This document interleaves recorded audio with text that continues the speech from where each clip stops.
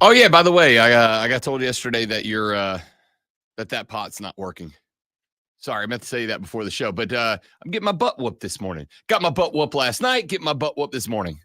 Wow, you just conveniently forgot to tell me that Not inconveniently forgot. I regularly forgot. Was this reported to engineering? I don't know about that. I know I got a phone call yesterday at 7:30 that was like, "Hey man, I don't know if you guys use it or not, but the sound effect pot doesn't work." First of all, I said, "Oh, okay." Stupid them calling you because you're not on this side of the board. So that was a pretty dumb move. And hopefully that person was smart enough to email engineering. I would assume so. But you know what they say about making assumptions. Don't, I think is how the phrase goes. Don't make assumptions. I think that's how that phrase goes. Welcome in, ladies and gentlemen. The Rob Brown Show's on your radio. It is the Fan Upstate. Happy Tuesday.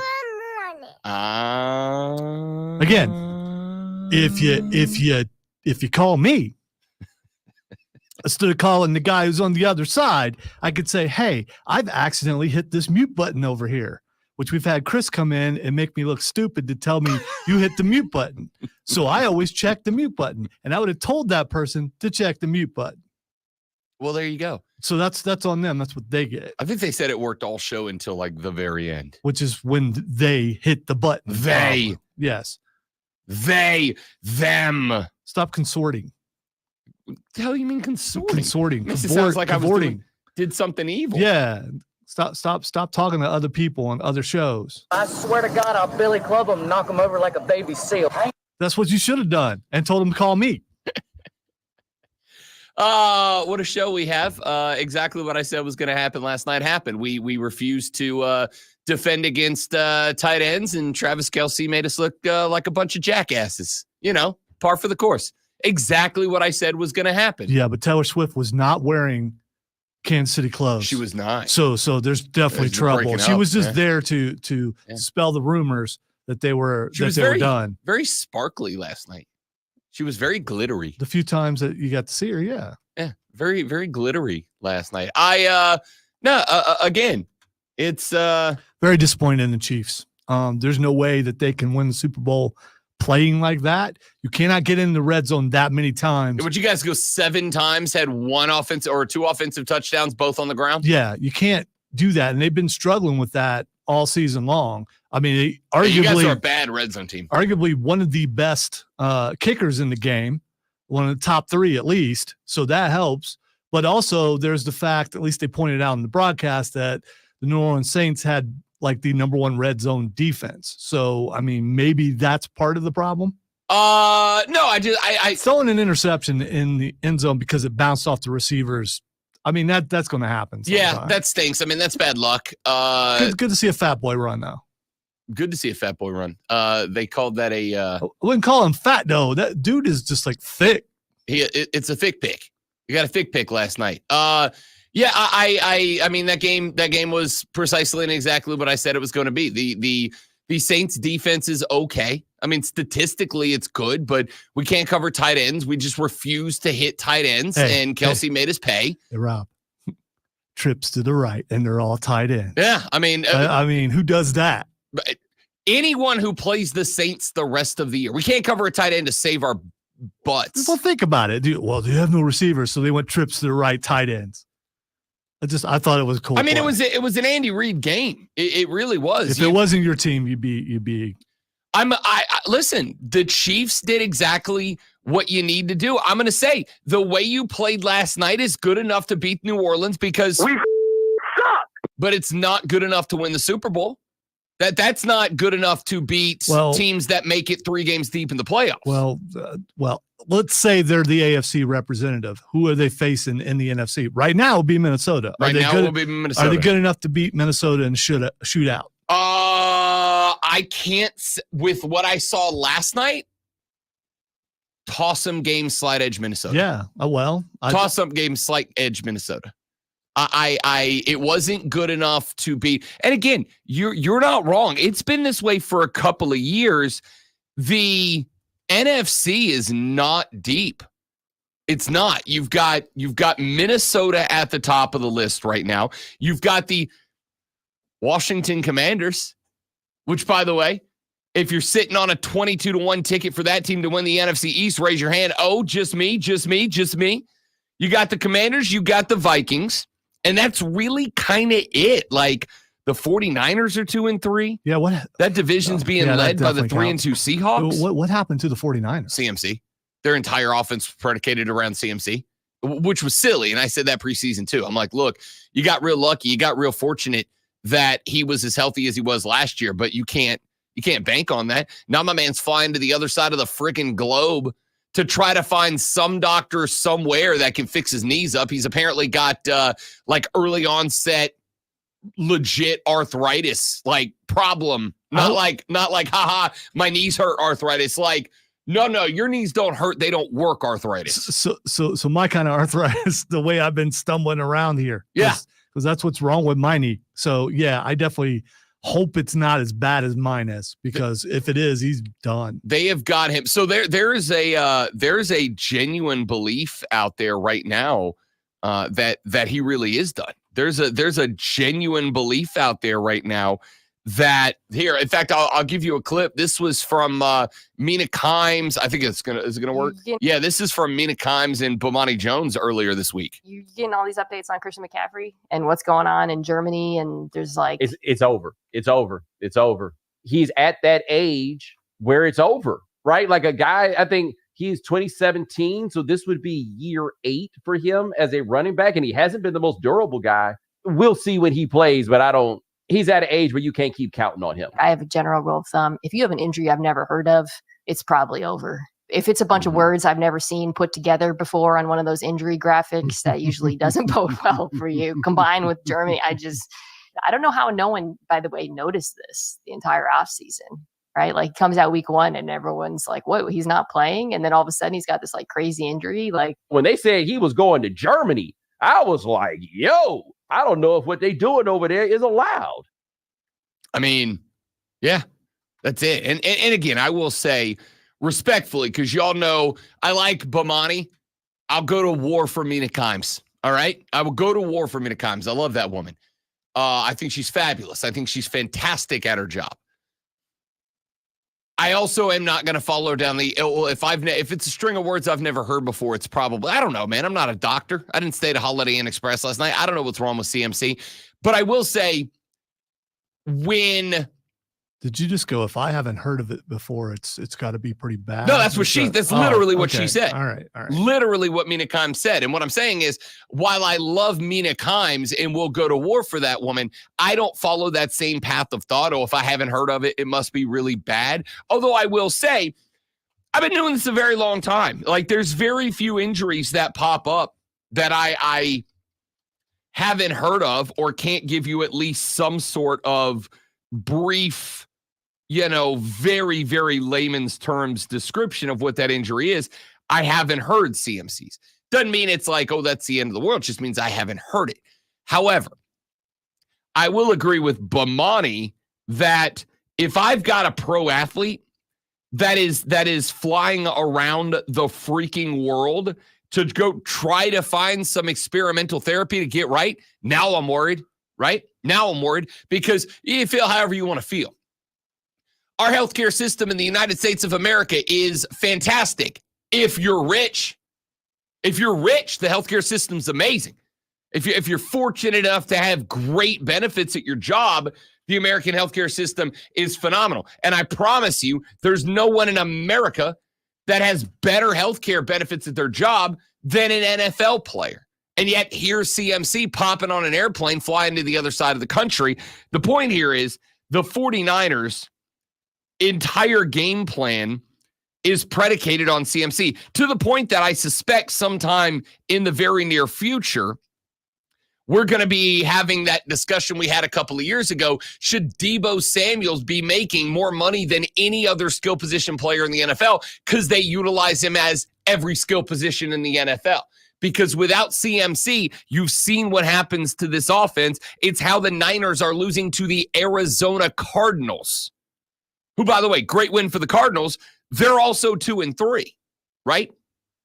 So the good news for Kansas City with what I saw last night, The good news for Kansas City is you're 5-0. The good news is you are absolutely still one of the best teams in the NFL. The bad news is the Saints freaking suck. And let's keep it a buck here, Zoe. There was never a point you were worried last night. Never a point that it felt like New Orleans, like, oh, there was one throw that Carr overthrew down the sideline. He had Shaheed on a little out route, little flag route on the right-hand side, and Carr just flat out missed him. And if that pass is completed, maybe you're worried the Saints score, keep it a one-score game, and they've got the Momo at that point. But Carr overthrew him by 3 feet, and I literally looked at the wife and went, all right, go to bed. All right, so I watched the fourth quarter this morning, and there was one he was getting hit, talking about when he got hurt. Yep. And he threw that ball. That ball should have been caught. It went right through the hands of the receiver. Down on the left-hand side. Yeah, he should have caught that I ball. I don't know why he didn't. I mean, it went right in between his hands. Did he have a defender on his back? Yeah, but it went between his arms. He should have caught that ball. And that was an amazing throw from David Carr. Could have been his final for a while. Some sort of oblique injury. Had to get the MRI. Where's Rattler? He's the emergency third right now. Oh. He may be the backup this week. We may be rolling out Jake Haener against the Buccaneers. We're going to get our asses kicked again this week. How is Haener better than Rattler? He's Experience? Yeah. Yeah, he's been in the system for a couple of years. He's been there. He's been in the league a couple of years. My suspicion, and by the way, the Saints are high on both Jake Haener and Spencer Rattler. Like they're very high on both these guys as potential long-term options here. And I think part of the reason that they drafted Rattler is the belief that at some point down the line, you're going to get to make the decision as to which one's the better of the two backups. And the other guy becomes trade bait because they have a lot of belief in both of these guys. But I mean, at the end of the day, you went in last night. Kansas City had I don't want to say a bad night offensively. Patrick Mahomes still threw for, 330 some odd yards last night. I mean, it wasn't a bad night, but I would also point out that like there were 2 or 3 chunk plays. You had one to Smith-Schuster that was 60, 70 some odd yards. All right. There are a lot of quarterbacks who do that. They throw it short and the guy who they throw it to is the one who gets all the yards. I mean, that's not unusual. I don't disagree. And I think sometimes when I say something like that, you take it as a crack against Mahomes. It's not. It's a game plan that worked. It's a game plan that worked. New Orleans was afraid of the deep ball. And so they were playing everybody back. They were, in order to try to, like this works, in order to try to cause some sort of chaos at the line, we were playing 6 across the line, but dropping 3 into coverage and rushing 3. And it's like, man, aside from Juwan, how many false starts can that guy get in a season? Yeah, it's my wife pretty angry about that guy, and I get it. I'm not. It's just like, did they not try to replace him? I mean, he's still really good. Yeah, apparently he does a good job, but when you hear a false start, you just know it's him. Yeah. Juwan Taylor had a couple last night. Andy got mad. Did you see that?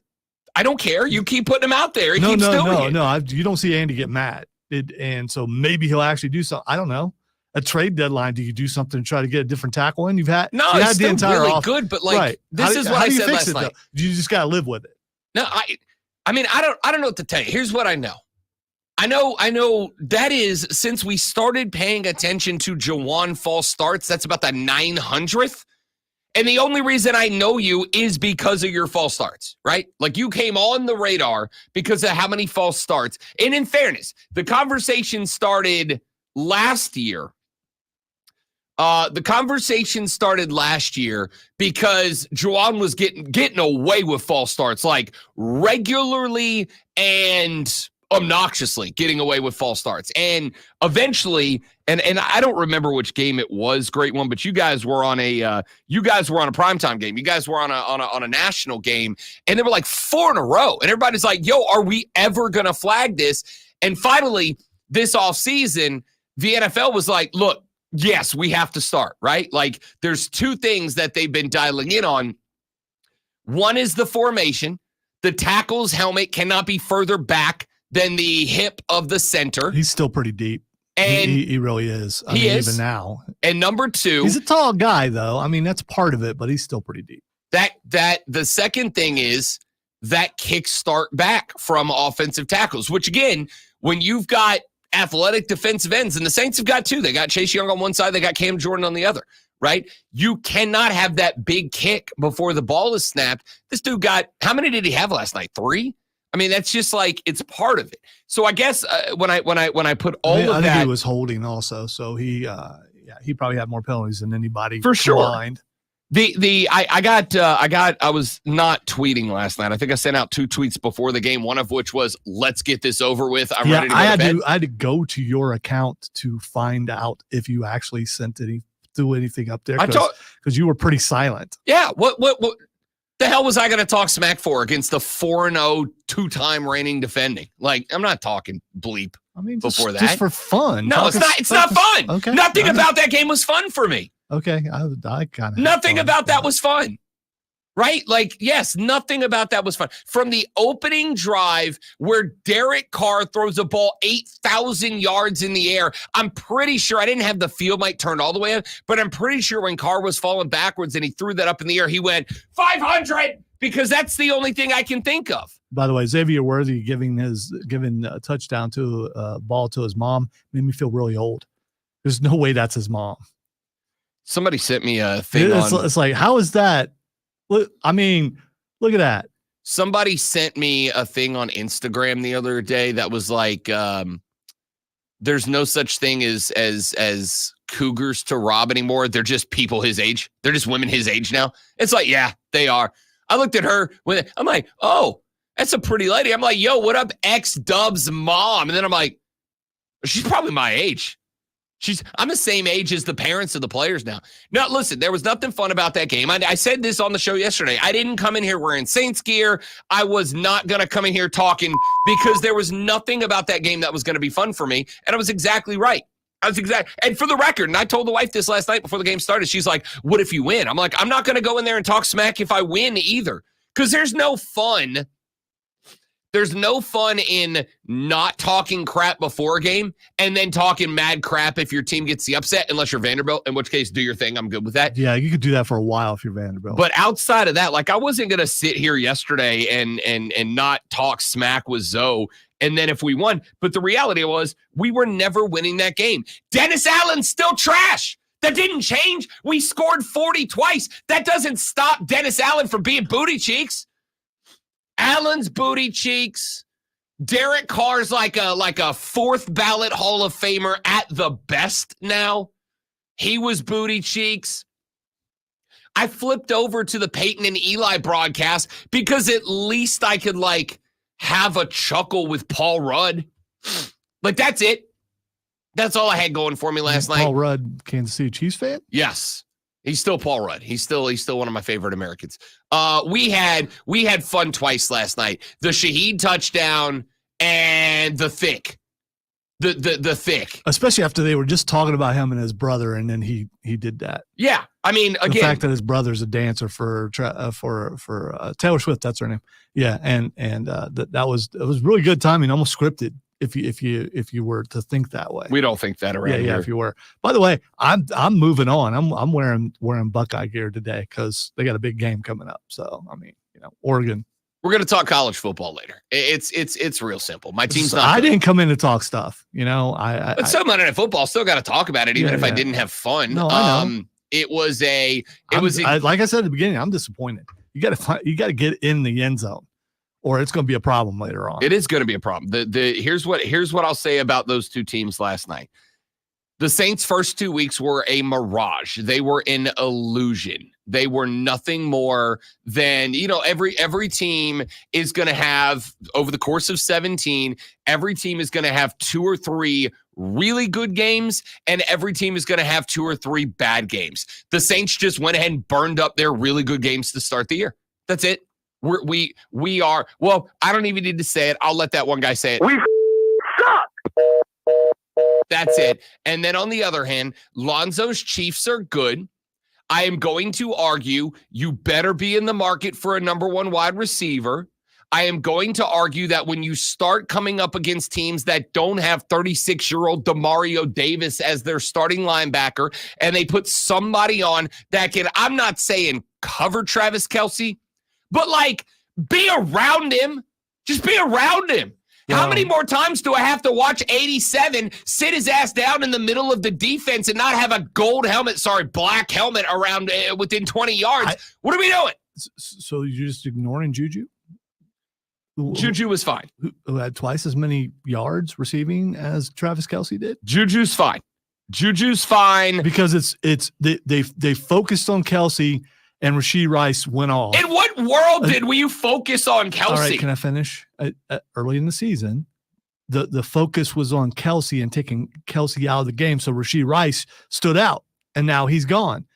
Now they don't know what to do because the defense is trying to focus on Kelce. He still got loose a couple of times.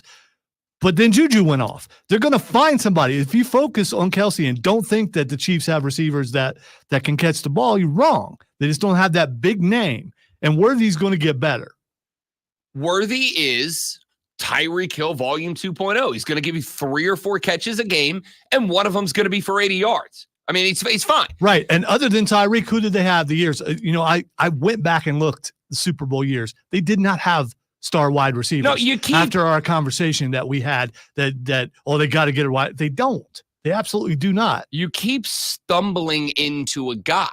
You stumbled into Rashee Rice last year. How's it stumbling? They drafted him. That's not stumbling. Right. Again, it's just like any other draft pick. You don't know that he's gonna be the guy until he's the guy. You stumbled into Rashee. There's nothing wrong. Like, I feel like this is one of those times where you take everything personally. Dude, it's fine. I wish my team would stumble into talent like that. Stumbling is negative. It is negative because you're saying you clumsily found something when they have a formula that works. Anybody that you grab who is not a top 10 pick, you are hoping you stumble into the right pick. By the way, that's not a when negative. You're as good as the Chiefs have been, how often do you get a top 10 pick?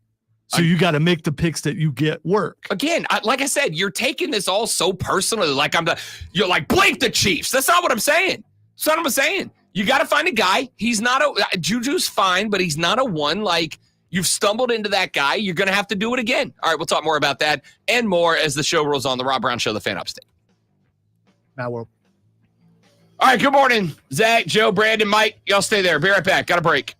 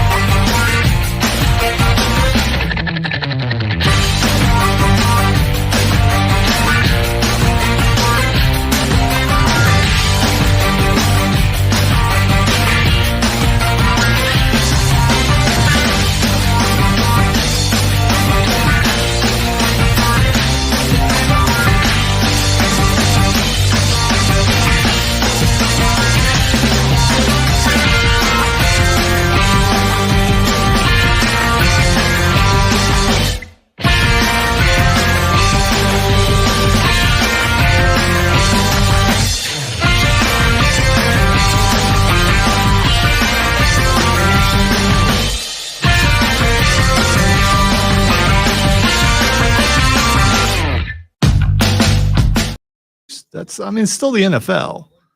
But, I mean, they got to play the Bills, which is always difficult, and they got to play the Texans. The Chargers game was not easy. They do play 49ers next. 49ers ain't nothing right now. Defense still pretty good, though. If Kyler Murray can beat him. Although I'm going to say this, Murray's a better runner than Mahomes. I was going to say, that movie put on, that was, I mean, to score that touchdown Sunday, that was, yeah. I mean, it was frantic because that's what he does. We were talking about how Patrick Mahomes looks so awkward when he runs, and it doesn't look like it's that fast, but it's faster than what you think because he just runs with his bottom half of it. He doesn't know how to run with his arms. He really doesn't. Yeah. He's like the opposite because when Murray runs, he's like Patrick Mahomes looks like he's trying to avoid snakes when he's running. You know that? Keeping your arms up, kind of, oh my God, they're snakes.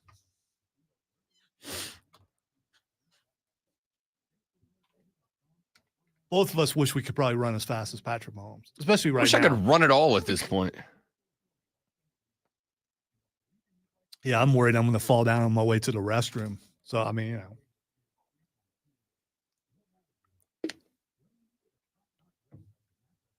I was just thinking this morning, this is definitely your kind of weather, especially since you lost all the weight. You get to wear all the stuff. And since I put on so much stinking weight, I hate it.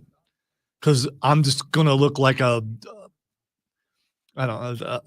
pumpkin in a different color, no matter what I wear. Take some of that, all that extra spending and walking around cash you got. Go to a store and get yourself outfitted for a couple of nice fall shirts. Doesn't have to be like dress shirts. You can go get fitted out for a couple of like nice quarter zips that fit you and are tailored to you. Quarter zip's not going to work because it's going to roll around underneath no matter what. No, it doesn't. If you get fitted for one, have somebody fit you out for a fitted quarter zip. If I get fitted, I'm going to cry. If you go to a good tailor. Dude, I ain't going to no tailor. Well, this is the last time you saw me wear something that looked like it was tailored. Star Wars. A couple years ago. That's it.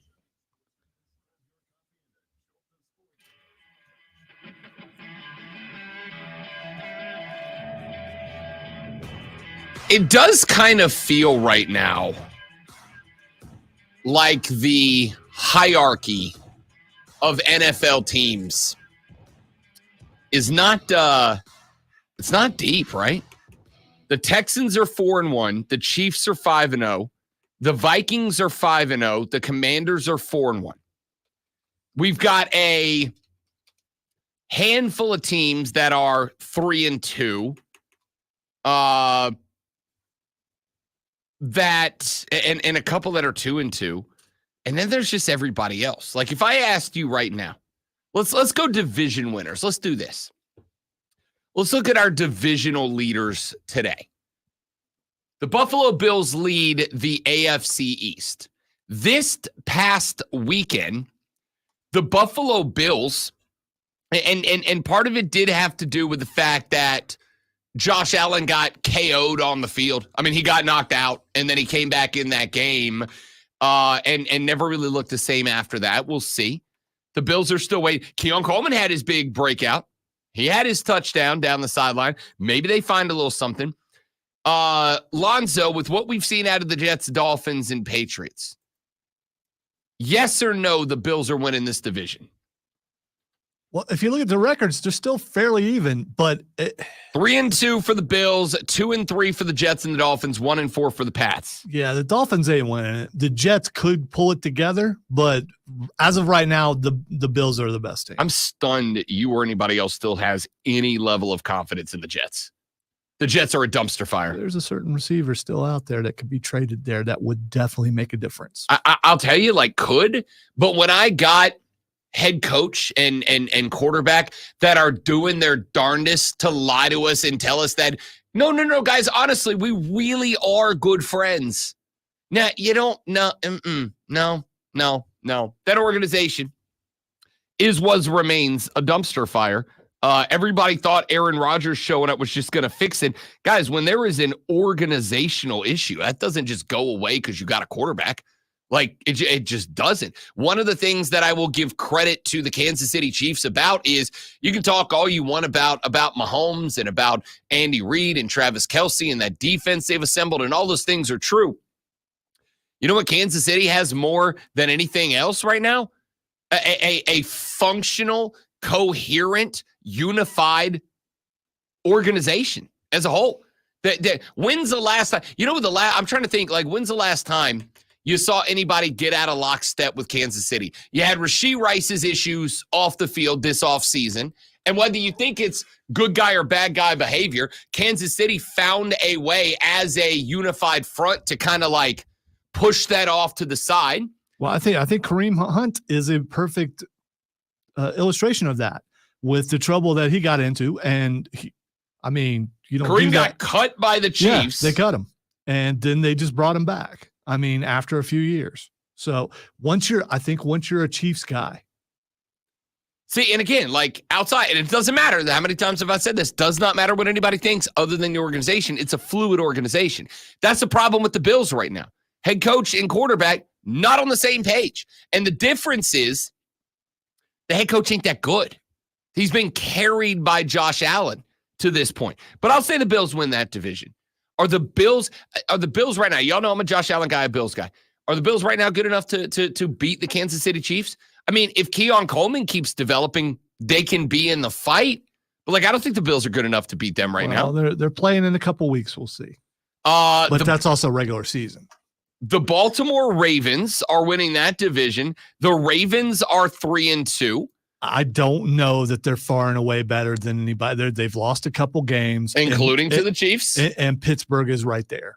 I know you don't want to say Pittsburgh is right there, but they are right there. I'm not ready to go that far. They have the same exact record, and there's no way that the Ravens are that much better than the Steelers. Okay, so one thing that I think that, and I'm going to say this respectfully, one thing I think that a lot of people do is they think all 3-2s are created equal. They're not.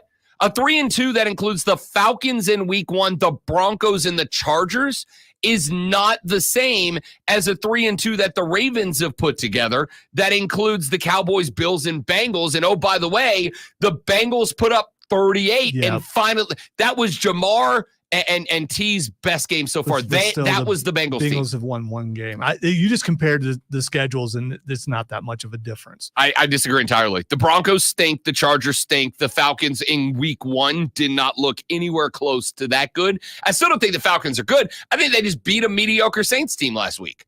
That's all. We stink. Well, Ravens and Steelers will play each other, and we'll see. We will. So, Baltimore or Pittsburgh. Baltimore can beat Kansas City if they have their best day. Pittsburgh can't. Pittsburgh can't beat Kansas City right now. I know you're a ride or die Yins right now because your boy Justin Fields is out there. The Steelers aren't that good. I mean, I want him to be out there, but the fact that you said he wouldn't makes it even better for me. So, I mean, and you're going to go on the injury. What do you mean go on the injury? That's it. That's the reason. Mm-hmm. That's the reason. Mm-hmm. There's no other reason. So Russell Wilson is healthy. You're just taking Justin Fields out. No, that's yes. Yes. I was talking to you. Oh, I'm you're asking me a you. question. I thought you were making a statement. No. If Russell Wilson. That's a statement I never will make. If Russell Wilson is healthy, yes.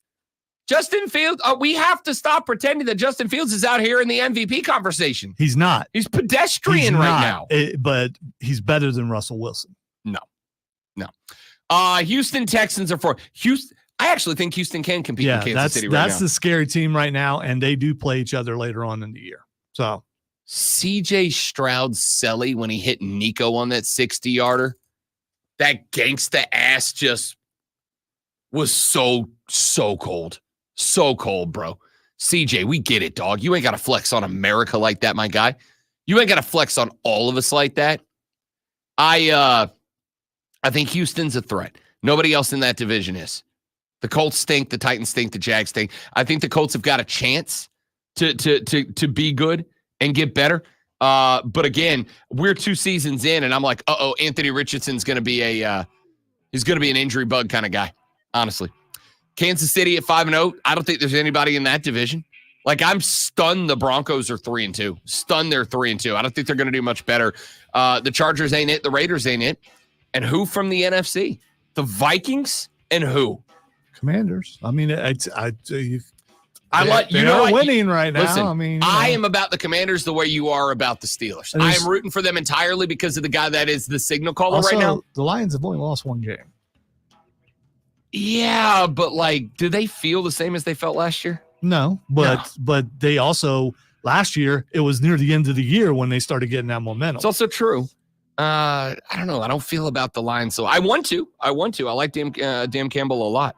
I just don't feel about that team the way I felt about them last year at the end of the year. We'll talk more NFL as the show moves on. Rob Alonzo Manu, the Rob Brown Show, the Fan Upstate.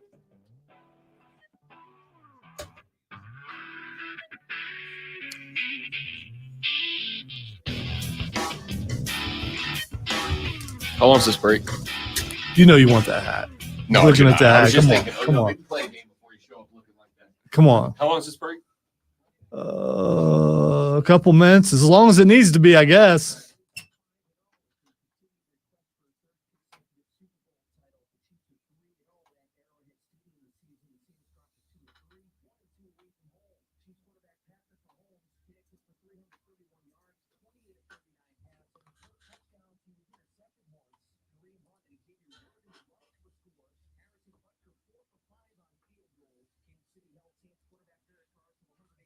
I'm watching the parking lot because I forgot my laptop this morning. And our situation here is now our laptops are our workstations. So I left my job at home. And I have a lot of work to do today. So my wife's going to bring my laptop by. It helps when we work kind of in the same area.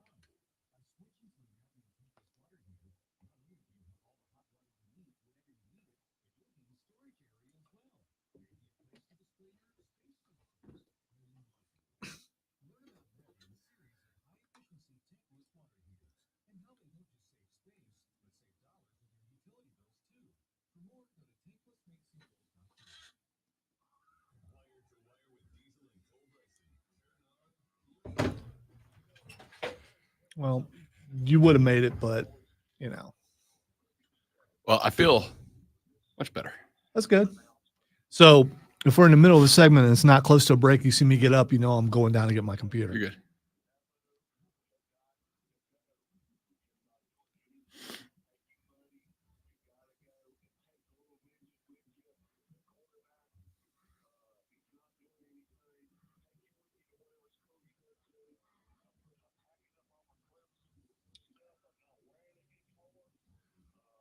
Welcome back, Jacob.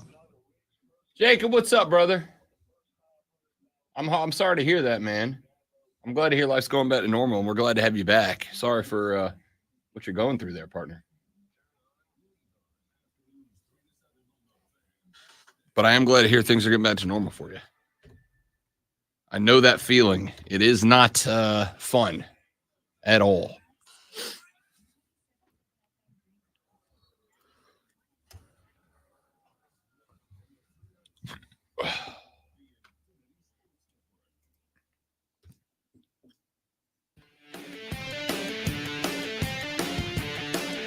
Let's go team by team through the NFL real quick. Talk a lot of NFL in hour one. We'll do a lot of college football in the next hour of the show.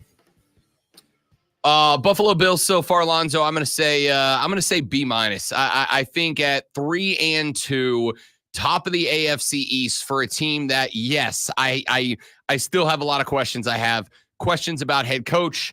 I have questions about wide receiver. Keon Coleman did kind of start to round into form a little bit this past weekend. But you've got back-to-back L's. Granted, very close loss to a very good Texans team this weekend, and in a game where Josh Allen got his bell rung enough that people were curious about his ability to come back into that game.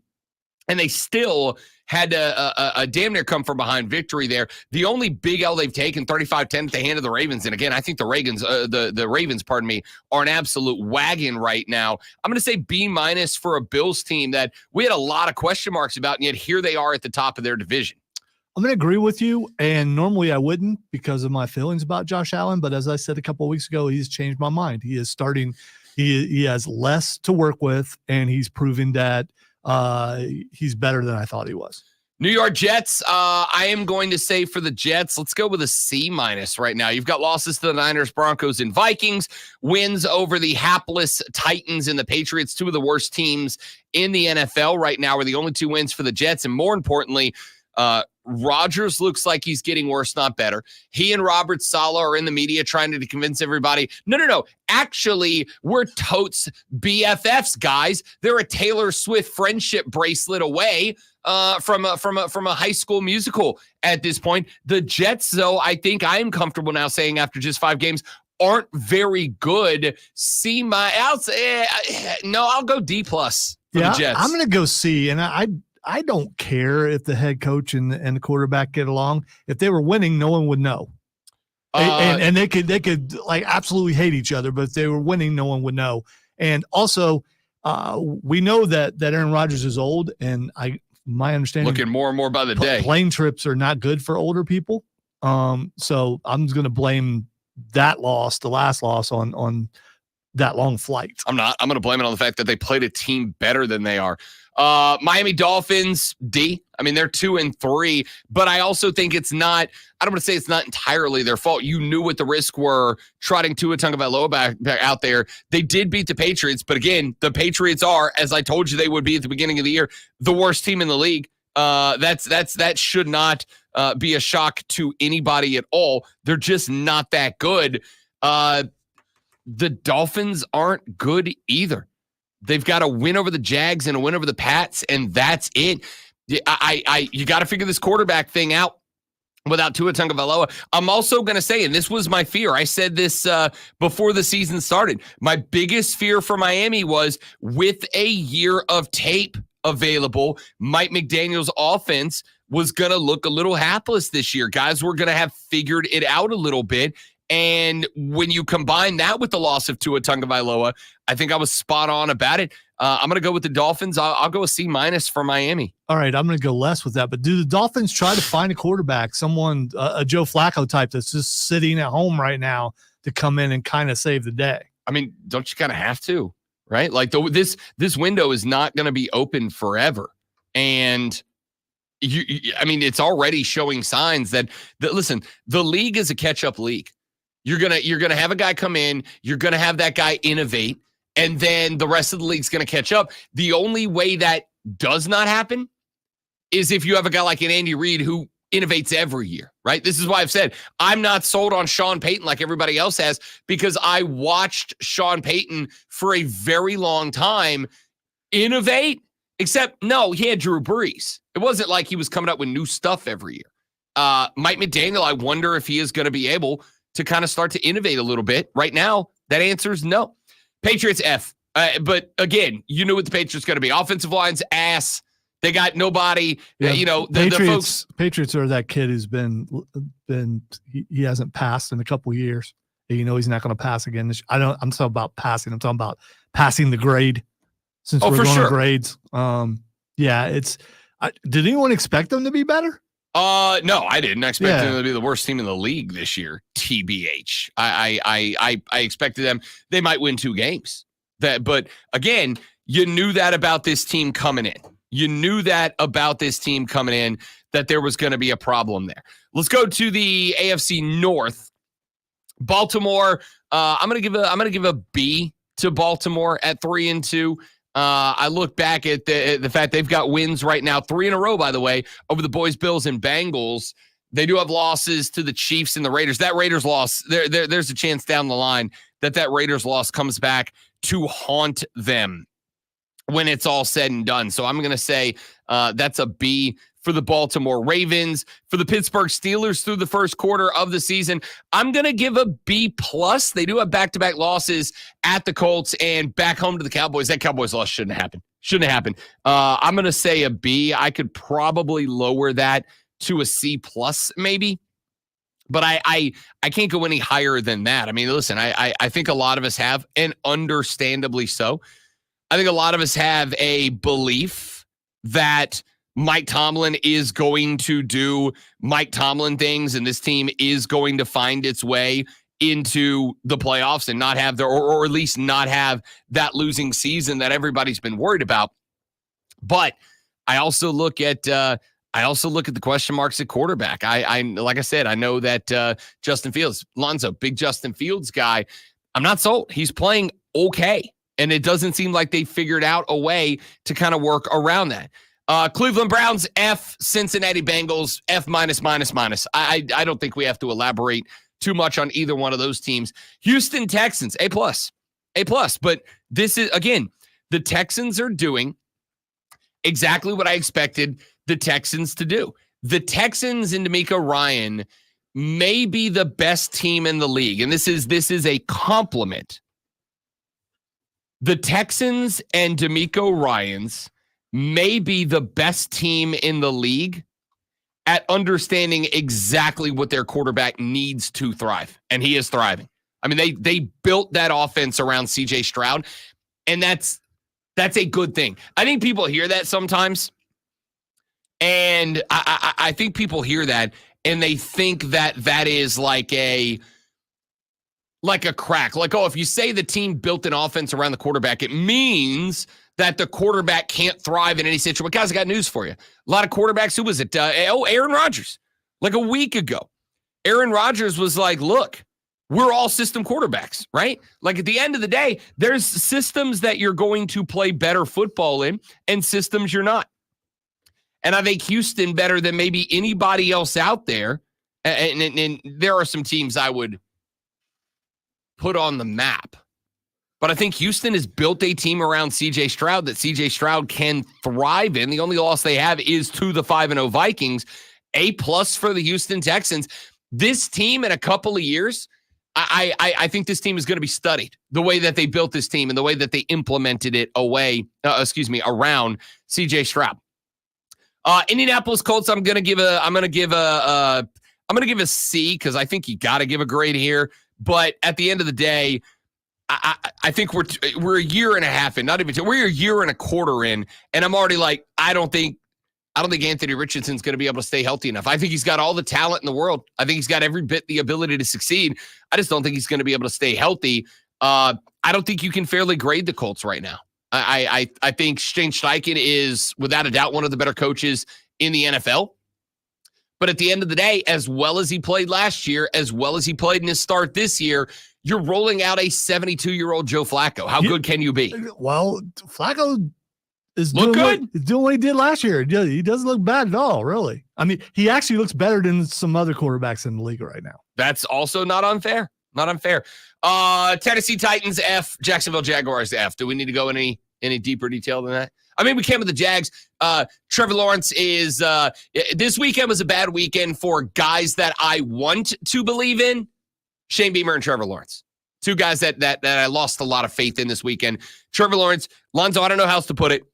Trevor Lawrence was just missing dudes. That's just it. Now, he also made some wizard throws, but Trevor Lawrence just missed a lot of dudes this weekend, and that's a problem. My concern for him coming into the NFL is it seemed like even though he played really well at Clemson, I mean, one of the best, if not the best to ever play at that school, is that it seemed like pro-style defenses in college gave him a little bit of a problem. But he had a good enough team around him in Clemson to overcome that. He doesn't in Jacksonville. You're not wrong. You're not wrong. And then to the AFC West, we'll come back and do the NFC later on in the show. Kansas City 5-0. This is going to sound weird. I'm going to say a B+ for Kansas City. You are 5-0. You cannot do better than a 5-0 start. I'm also going to look, as Lonzo has pointed out, Kansas City has won, of their last 17 victories, 11 of them have been one-score games. And granted, they've won every one of them. You gut them out. 1-score win over Baltimore, 1-point win over Cincinnati, 5-point win over Atlanta, 1-touchdown win over the Chargers. Your biggest margin of victory is 13 last night against the New Orleans Saints, who shot themselves right in their own genitalia. The Chiefs are not playing the best Chiefs ball we've ever seen, but they're also 5-0, and at the end of the day, it doesn't matter how you got there. Right.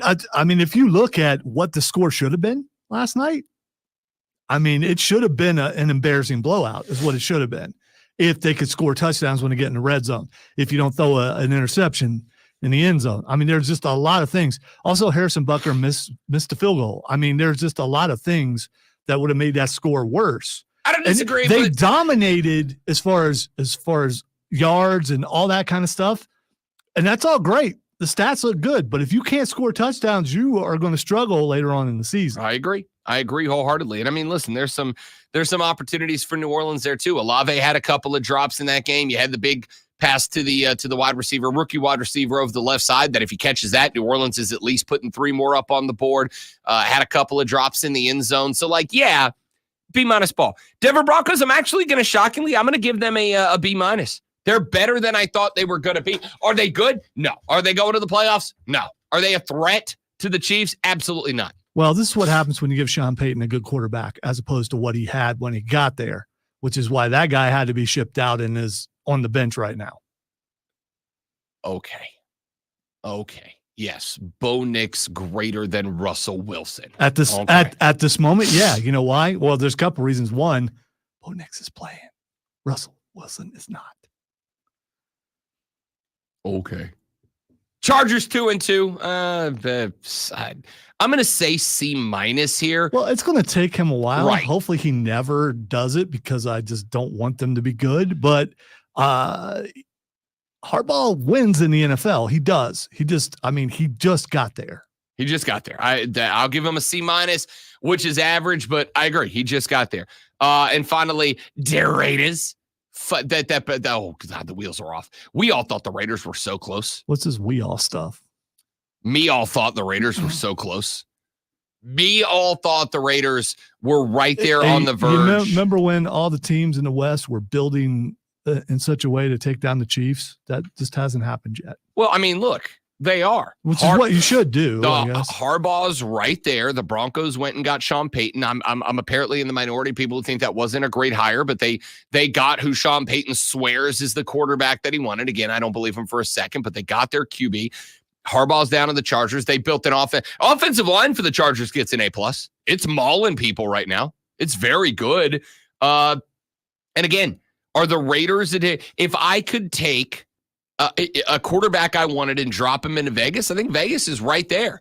This is an organization that has a bunch of drama holding it back from being a good team. All right, there's your AFC report card. We'll do the same thing for the NFC later on in the show. A lot of college football coming up as we roll through a Tuesday show, which continues after Lonzo seduces you with this sports flash. The reigning, defending, undisputed Super Bowl champion Kansas City Chiefs took down the Saints last night, 26-13. I didn't say hapless but I couldn't now since he left the room. Patrick Mahomes threw for 331 yards and one pick, but both Chiefs touchdowns came on the ground. Kareem Hunt had 102 yards and a TD. Juju Smith-Schuster had 130 yards receiving, and Travis Kelce had 70 yards. The Saints finished the night with only 46 rushing yards in the loss. Kansas City is now 5-0. New Orleans drops to 2-3. Both American League divisional series are tied at one game apiece after the Tigers won 3-0 over Cleveland, and the Royals down the Yankees 4-2. Both game threes are tomorrow night and tomorrow afternoon. Both National League series are tied at one game apiece, with the Phillies and Mets today at 5:08 and Dodgers versus Padres at 9:08. Tune in Saturday at 12:30 to see the Firm Paladins play the Mocs.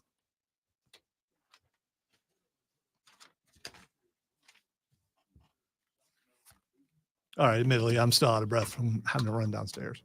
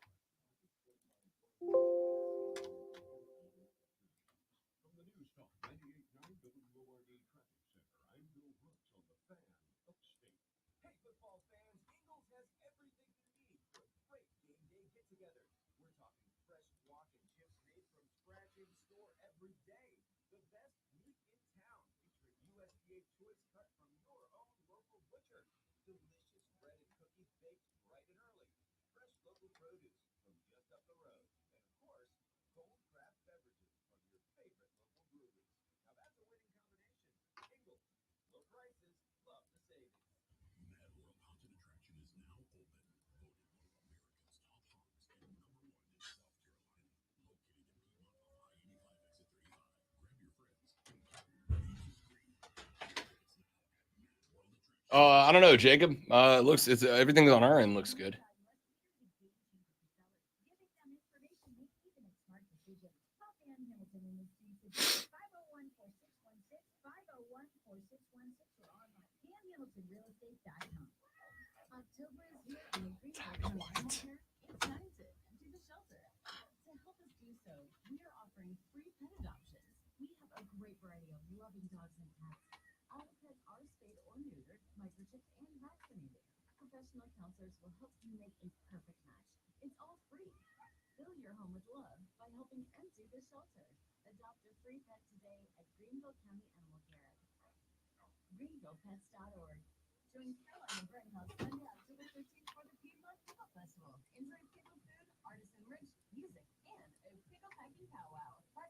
Wow.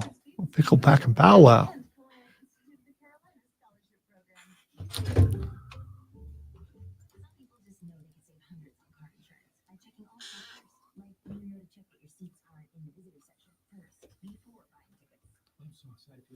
Bum, bum, bum, bum, bum, bum, bum.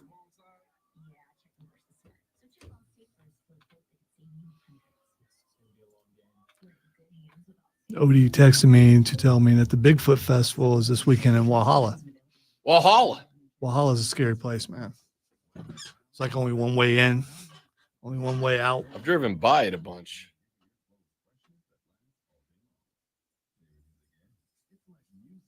It makes sense that festival will be there, though.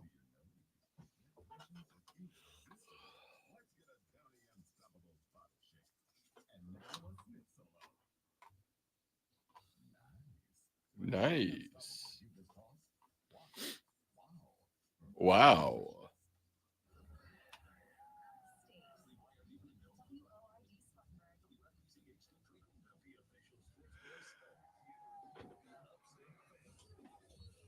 QC in the first parade. 10-4.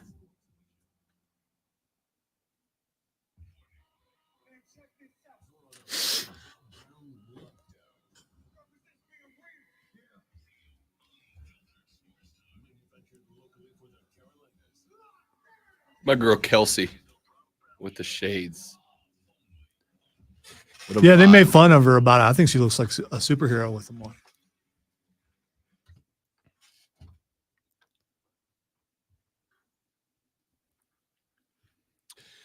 And here we go, hour number 2 of the Rob Brown Show starts right now. Welcome back, ladies and gentlemen. Rob, the great one, Lonzo, with you on an Upstate Tuesday morning. Spectacular to have you with us today. Should you wish to be a part of the radio broadcast, do it. The renewal by Anderson of the Carolinas fan phone open for you. 844-326-3663. 844-FANFONE. You can text us on the text line 71307, 71307. Start your text with FAN, F-A-N, FAN, F-A-N. We'll read them on the air. You can also tweet me at the Rob Brown Show. Tweet Lonzo at Lonzo on Word. Tweet all of us at the Fan Upstate. If you want to go about it in that direction, you're welcome to do so as well. And don't forget the voice notes feature over on our Odyssey app. Go to the Odyssey app, grab it, put it on all your digital devices, AUDACY. Go to the Fan Upstate page.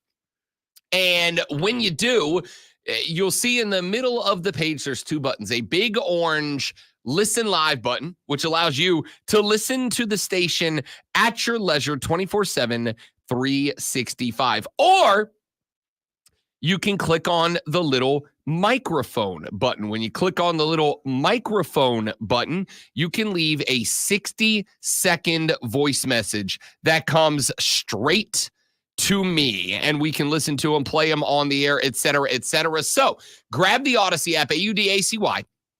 Go to the Fan Upstate page, click that little microphone button, and leave us that 60-second voice note that Lonzo and I can respond to. We can play it on the air. Just have some fun, all right? Just have some fun. So use that. Texture said, Fan, after that hot start by the Saints, Goodell must have called them and said it wasn't in the script for them to be a contender this year. Now, I think the Saints, again, every NFL team has 2 or 3 games during the course of the year that you go, well, where the hell did that come from? We just went ahead and burned ours out at the beginning of the season. The most Saints thing ever. It is the entire existence of being a Saints fan. Is to watch your team get your hopes up, make you believe they're capable of something they're just not, and then come crashing down to earth like a meteor. And that's what we did. Welcome to my life, people. I've been doing this for a very long time. I got a 1-year reprieve of the other 37 years of doing this. We do just enough to make you think, oh, maybe we don't suck. And then you suck. It just is what it is. We suck. You'll get used to it. Hey, it's 7:03 in the morning. You are 56 minutes and 20 seconds exactly away from having to get clocked in and locked in at the office. And if you got to go to work today, one of the beautiful reprieves is the opportunity to take that first break, to walk down the hallway, to go grab Jill from Accounts Receivable. Big sports gal is Jill, and to talk a little football, basketball, baseball, whatever the case might be, with Jill and the rest of your coworkers. And if you're going to do that, you got to know what's going on. And if you got to know what's going on, you need this. Are you ready for the playbook of the peculiar, the almanac of the absurd, and the encyclopedia of the extraordinary? Well, you better be, because we're diving headfirst into the 3 top stories that will have your coworkers saying, Are you guys sniffing on newsprint or something? before they take their first bathroom break. No. Here we go. Welcome to the water cooler cheat sheet on the Fan Upstate. It's the water cooler cheat sheet, the top 3 sports stories that you need to know before you get to the office and start talking sports with your coworkers. Today, when you do, this is what you will be discussing. Let us dive in to item number 1.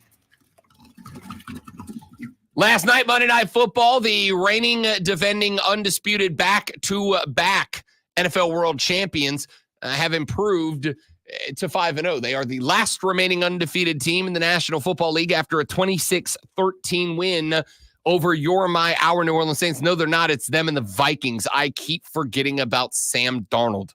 How the hell do you forget about Sam Darnold? That's my bad, Sammy D. That's on me. One of two remaining undefeated NFL teams, along with the Minnesota Vikings after a 26-13 win. Patrick Mahomes, good night, 28 of 39, 331 yards and a pick. No touchdown passes for Patrick Mahomes last night. And by the way, the pick, Lonzo, an NHF. A not his fault interception. All right. Hit a man in the hands, popped in the air. New Orleans got the pick going back the other way, ultimately amounted to nothing. Kareem Hunt has made his return. Kareem Hunt checked into the game last week because Carson Steele had a fumble, and they're like, all right, let's give him a break. Kareem Hunt, 102 yards on 27 carries, had a touchdown last night. Xavier Worthy had 1 carry for 3 yards, but he took that one into pay dirt for a tutty as well. Through the air, 130 yards for Juju Smith-Schuster last night.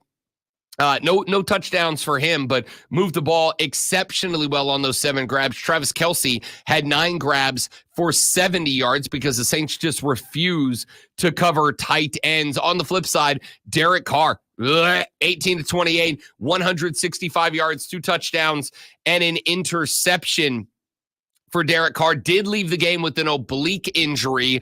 They had to go with Jake Haener late in that game. The reservist, 2 of 7 for 17 yards, took a couple of sacks, never got anything going on the ground. And there was your problem for the Saints. 46 rushing yards on 15 carries. They ended up throwing the ball 35 times, rushing at 15. The Chiefs did what the Chiefs are going to do to a lot of teams. They take the run away. You're gonna have to beat us through the air. And unfortunately, as good as Chris Olave is, and as much of a speedster and a threat as Rashid Shaheed is, they just don't have the horses. New Orleans falls last night, 26-13. The Chiefs stay undefeated at 5-0. Let's go to item number 2.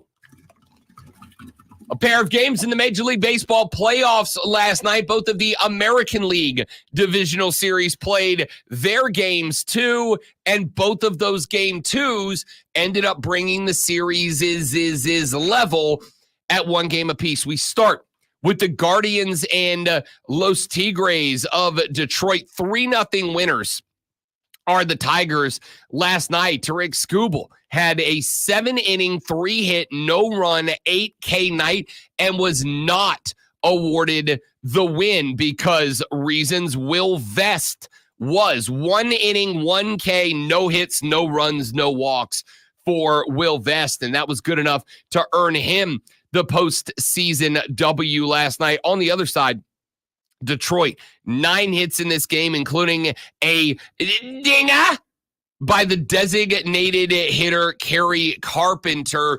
That was enough. A 3-run ribby shot.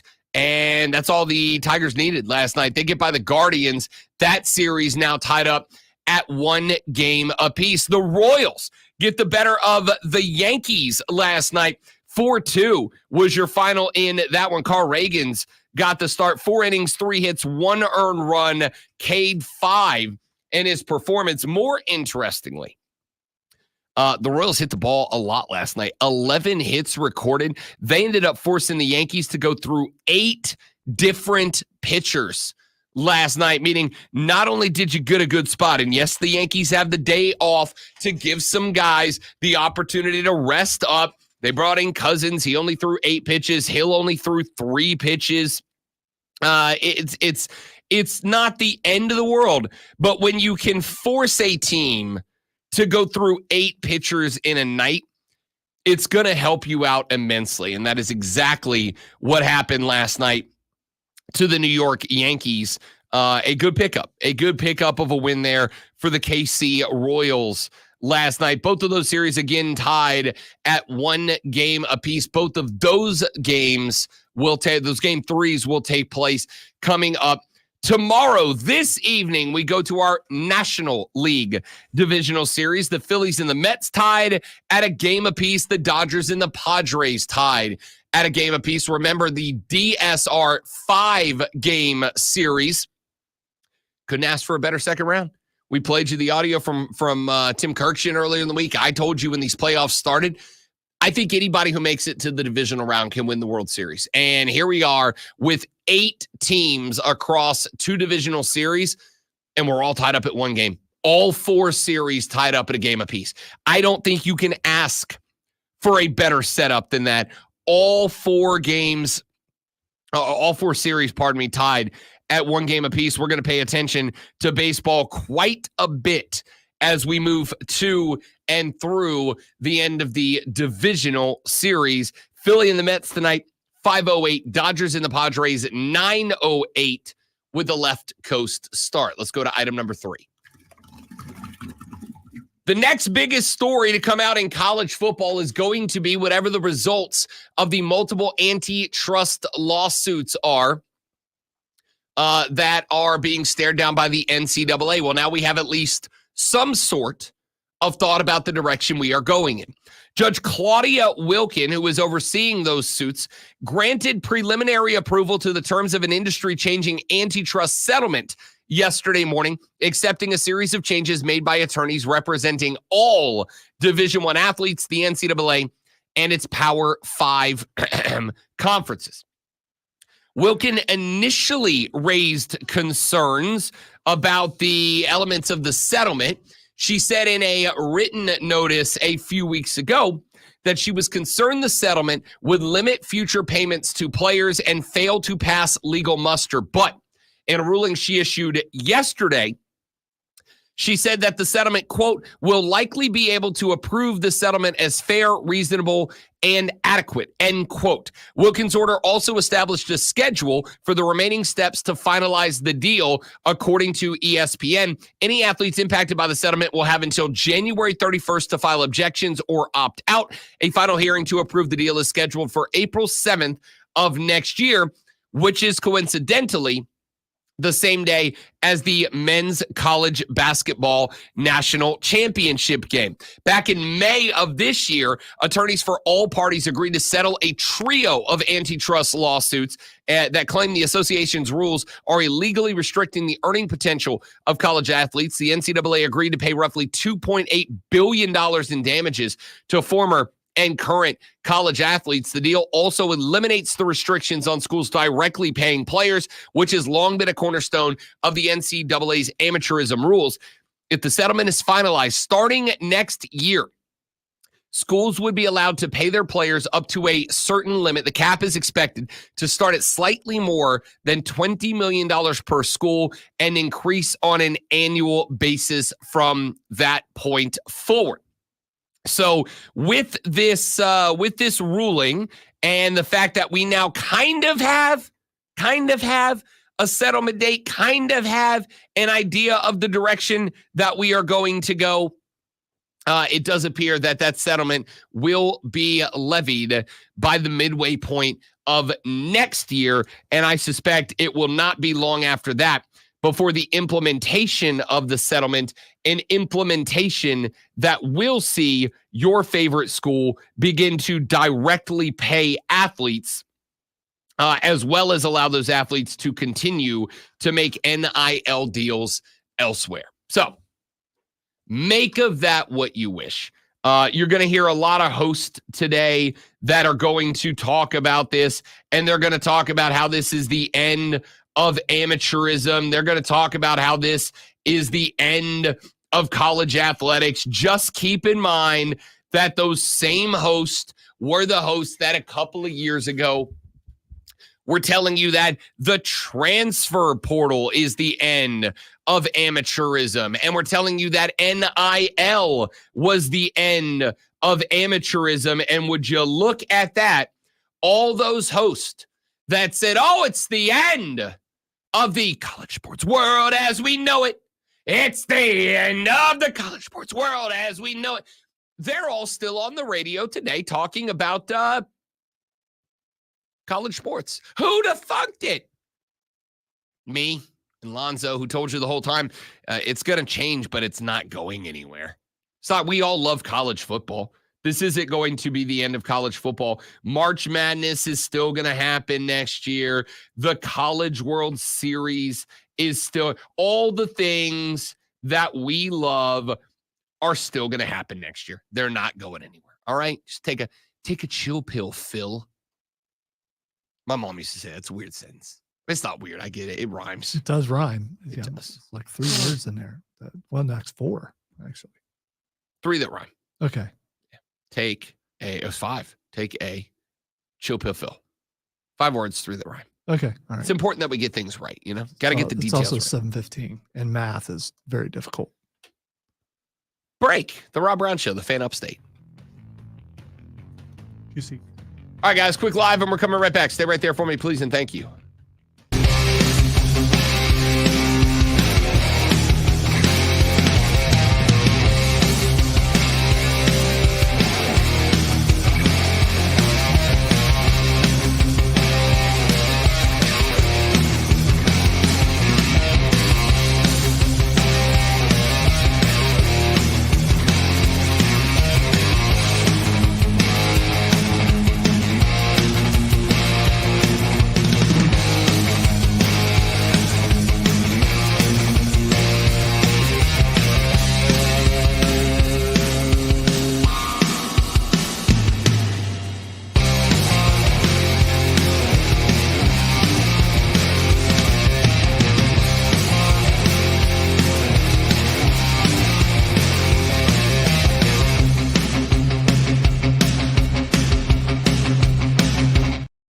Therapy right to the site of the pain. And what is up, friends? It's Rob Brown. I hope you're enjoying the show. If you're not, I don't know why you're here, but I am glad that you are. Hey, do us a favor. Whether you're enjoying it or not, would you mind sharing us around your social media, please? And thank you, Twitter, X, whatever you call it. I don't care. Instagram, Facebook, TikTok, it doesn't matter to me. Help us get the good word out. We're trying to get famous and rich, and we can't do it without your help. So, The Rob Brown Show is on all social media, or share the YouTube channel, the Facebook page, wherever you're watching this, and we'd appreciate it very much. Now, let's get back to the show. Stick around.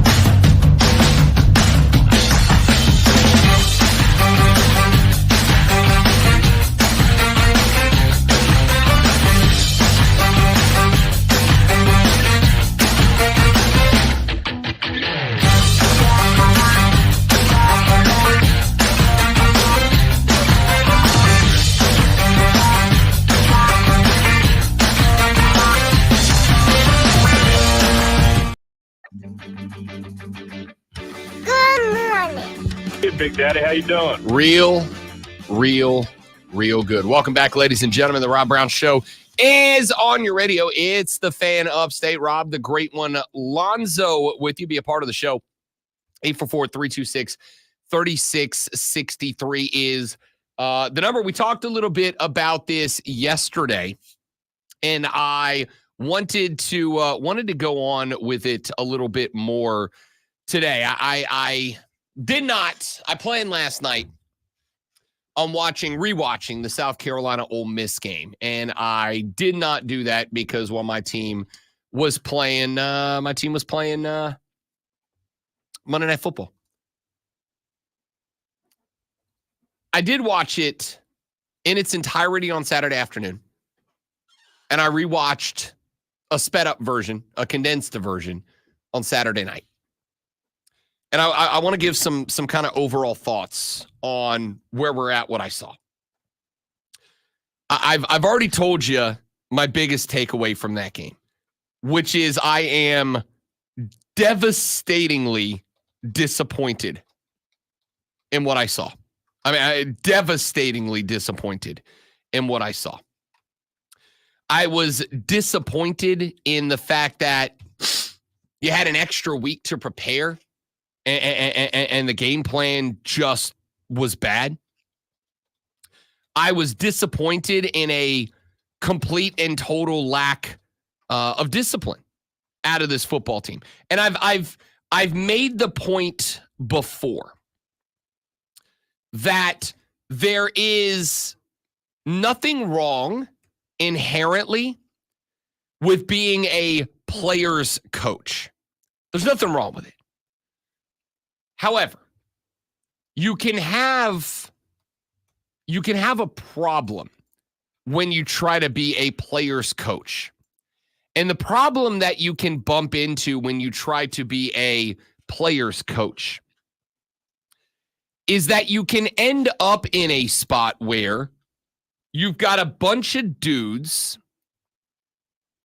that just, the discipline's not there, right? And again, how many times have I said, when a kid picks a school to play for, there are 3 C's that he is going to pick your school because of: coach, culture, cash. Welcome to college football. Welcome to college athletics. Coach, culture, cash. There are some guys who are going to get on with a particular coach because they are a player's coach. That coach still has to instill some level of discipline. That coach still has to instill some level of authority over the program. And I think there are a lot of coaches there that are very good at it, and I think there's a lot of coaches who aren't. And I'll tell you what I think my biggest concern for Shano is right now. The players very clearly love Shano. And I get it. We had Shano on this program last year. Actually, I'm going to try to get him on again sometime in the near future, though. I will tell you, if South Carolina is going to operate the way that, and let me, before I say that, let me say this very clearly. South Carolina's been stellar to work with over the years. We've asked for Dawn. We've gotten Dawn. We've asked for the 2 baseball coaches that have operated here, including Maneri. We've gotten Maneri. We've gotten Shano, right? I think the only coach over there I have not had on this show yet, and we will work on getting that fixed with basketball just a handful of weeks away, is Lamont Paris. They've been great to work with. But I also know that a lot of coaches have a tendency, when adversity strikes, and adversity hath struck, to kind of shut down, right? To kind of fade off into the background until it gets right. It's very easy to get on a phone and jump on a goofy radio show that wants to talk about where you picked up your locker room dance moves when everybody's riding high. It's a little tougher to do it when you're in a spot like South Carolina's in right now. But back to where this was originally going. It is easy to like Shane Beamer. I've had conversations with him face to face. I've had conversations with him on the radio. He's an easy guy to like. I have had issues in the past with accusations about Shane Beamer's character. Do I think he's fiery? Yes. Do I think he's intense? Yes. Is he absolutely the dude that I could see breaking his foot by kicking a trash can? Yes. But you know what? So am I. So am I. And as I think most people around me will tell you, I'm a really nice, low confrontation guy. I don't like confrontation. We've said this before. You want to shut me up? Fight. I'll fade into the background. Unless you're hurting somebody else, I'll fade in the background. I like Shane a lot. But I also think that if that character is the character that wears the whistles at practice Monday through Friday, I could see how this team's got a bit of a lack of discipline. There's also a lack of another thing that I think is a concern, and that's development. We've talked about this a little bit. We talked about it yesterday. Does LaNorris Sellers look better in week 5 than he did in week 1? And I understand that he left the LSU game early due to injury. I understand that Akron game would have done wonders for the development and the confidence of LaNorris Sellers. But if I ask you to tell me honestly, do you think that LaNorris Sellers looks better in week 6 than he did in week 1? I suspect I'm going to find very few Gamecock fans that are going to say yes, that they agree with that sentiment, that they believe LaNorris Sellers has gotten better week by week. That's my concern. Has the offensive line gotten better week by week? After that Ole Miss game, that's an easy no for me. In fact, the only spot I can think I can comfortably say we've seen some level of development is the defensive line. Well, I am going to tell you, lack of development comes from one of two things. Either A, your coaching staff don't know ball. And despite the fact that over the past couple of weeks, I have seen a lot of dunk on them comment threads from people going, yo, where's all those people that wanted Dow Loggins? Where's all those people that wanted Clayton White? Where are all those people at? Y'all seem real quiet nowadays. By the way, I just want to point out, you say week 6, but I mean, he's played what, 3.5 games? Sure. And he's coming off of an injury. Give him another game. I mean, before I think you pass judgment. No. At least one more game. Let's be clear here. We'll see how he plays against Alabama. I can pass judgment after play 1, game 1, week 1, game 2, 3, 4, 5, 6. Should I bow to you? No. What I'm saying is I can ask you at the end of every segment, was that segment better than the segment before? And even if it's only the second segment of the show, you can say, yes, it was or no, it wasn't. Does that mean it's the end product? No. Well, my judgment is different than yours. So, I mean, that's okay. The thing. Do you think LaNorris Sellers is better now than he was week 1? You can answer. No. Either he is or isn't. So you are not going to put any factors in there at all. It's just, is he better? Yeah. I mean, he can walk out there with a gimp leg and barely move, but but you can't use that as a reason why he's not better. It is part of the reason. It can absolutely be part of the reason. But my question is, do you feel like LaNorris Sellers, in what should be a pivotal developmental year, do we feel like he is a better quarterback now than he was in week 1? Because he has to be. Hurt or not, I need him to. Even if the guy can't walk, He's you know what he can do? Starter He can in watch the SEC, film. and they had one bad game. One bad game. No, he was not good against Old Dominion either. It was the first game of the year. Okay. Here is the way that this breaks down to me. So you're thinking I'm making excuses as you're making accusations. Yes, I do. Whatever. It's we're going to disagree on this forever on every team at this portion when you've got a but redshirt freshman playing. He got hurt, was out a game and a half. He comes back, and of course he's not going to look better than he did when he played against Kentucky or LSU before he got hurt. Wait. Why? Of course. Because he's coming off of injury. Then don't play him. If he's not ready to play at the LSU caliber, then don't play him. Go back to the guy who won you the game last week. So you just leave him out? No. See, so the problem I bump into here is twofold. Number one, by your logic, by the way that you're attacking this, I can never judge a quarterback because he might be better next week. Another game of growth. He might be better next week. I can never say that guy's not good enough. Said that we'll see against Alabama. After that, I think it's fair to judge. Also, by the way, you give a lot of leniency to Lenora Sellers that you have never given to Bryce Young. Never given the same leniency to BY. Because that's the NFL, and we're talking about college football. We're not talking about NFL. We're talking about college football. What's the difference? Why does a rookie NFL quarterback take heat, but a redshirt freshman who did play last year doesn't take some comments? How much did he play last year? Like one game? He played. Oh, okay, all right. He played. All right. I'm never going to compare the NFL and college football as far as that goes because it's a totally different level of football. I agree with that too. But and Texter just said, why doesn't Lonzo argue for Bryce Young this hard? That's exactly what I'm saying. Because that's NFL. So what? It's a quarterback. It's like, so a rookie quarterback should just immediately get it, but a redshirt freshman, the baby. We got to baby the baby. Absolutely. No, I don't. I can't get down with that. Well, I can. And again, so that we're clear, let me be real clear about this. This is not me dropping a hammer on Lenora Sellers. Sure does sound like it. No. This is me dropping a hammer on a coaching staff I expect to be developing Lenora Sellers. Let me turn this around. Why aren't you defending Lenora Sellers the way you did Bryce Young? I am. What I am defending Doesn't sound like it. No, it is. Hang on, and I'll explain to you exactly how and why. What have I said was the problem for Bryce Young in Carolina?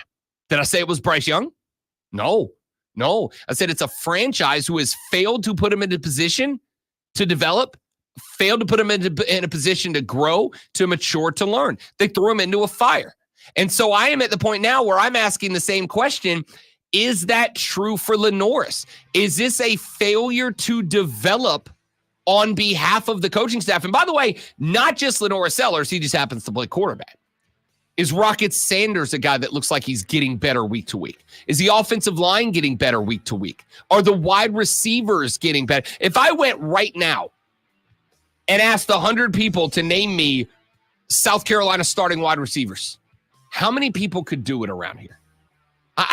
Not many, right? And I think that's kind of my point. Could they name Clemson starting wide receivers? Could they name Furman starting wide receivers? Could they name Wofford starting wide receivers? I mean, depends on what part of the upstate you go into. I mean, again, with respect to Furman and Wofford, not the same level. With regard to Clemson, let me put it this way. I don't know how many Gamecock fans right now, if I said name your starting three wide receivers, 2 of your starting three wide receivers could do it for me. The question mark is not Lenora Sellers because he's got all the physical talent in the game. The question mark for me is he getting better? Is the offense getting better? And I thought after LSU and Kentucky, the answer was yes. And then it's like a complete backslide. Those backslides have got to stop. That's my big concern right now.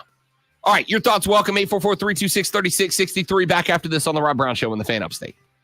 New life. All right, guys, one more live and we're back. Stay right there for me.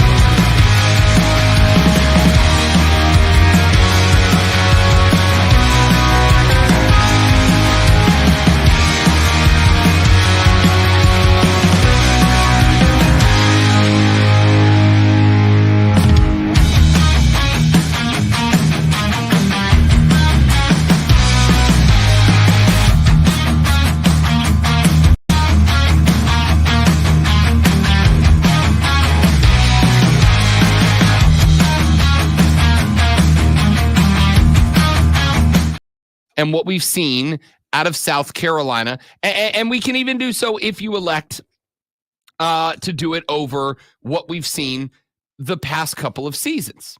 I just want to say, welcome back, Clemson. This is what you're supposed to look like. So has Cade just suddenly that thing that Dabo talked about clicking? Has it clicked? I have given you, or is it competition?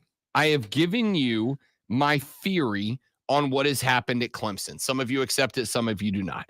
My theory on what has happened is that Dabo Swinney has indeed turned the controls over to Garrett Riley. The offense looks more varied and less predictable. It's not the same set of screens on third and whatever over and over. It looks to me like this offense has kind of started to find itself a little bit. And I think that... Or Cade finally gets the offense so he can open it up. Now, I think you can objectively watch the offense and go, it's a more varied offense. And I get what you're saying. Yeah, because so maybe Dabo is taking the heat for this, and maybe all this time it's Cade getting the grasp on the offense. Maybe he finally has, so now they're able to do that sort of thing. Or it's somewhere in between, but I think it's more Cade grasping the offense. And this may very well just have to be a chicken or the egg conversation, right? Did the offense open up because Cade gets it, or did Cade get it because the offense opened up? To me, one of the things that I think has to be discussed about this is how much more, at least it looks this way to me, how much more freedom Cade Klubnik has within this offense. I'm talking freedom to pull it and run it. I'm talking freedom to move the pocket left or right. I'm talking about to be a much more mobile version of what we've seen the last couple of years that I don't think that I certainly don't think we saw last year. But I think this year, at least it feels to me like Cade Klubnik has been allowed to kind of open up this offense and run it with a bit more mobility.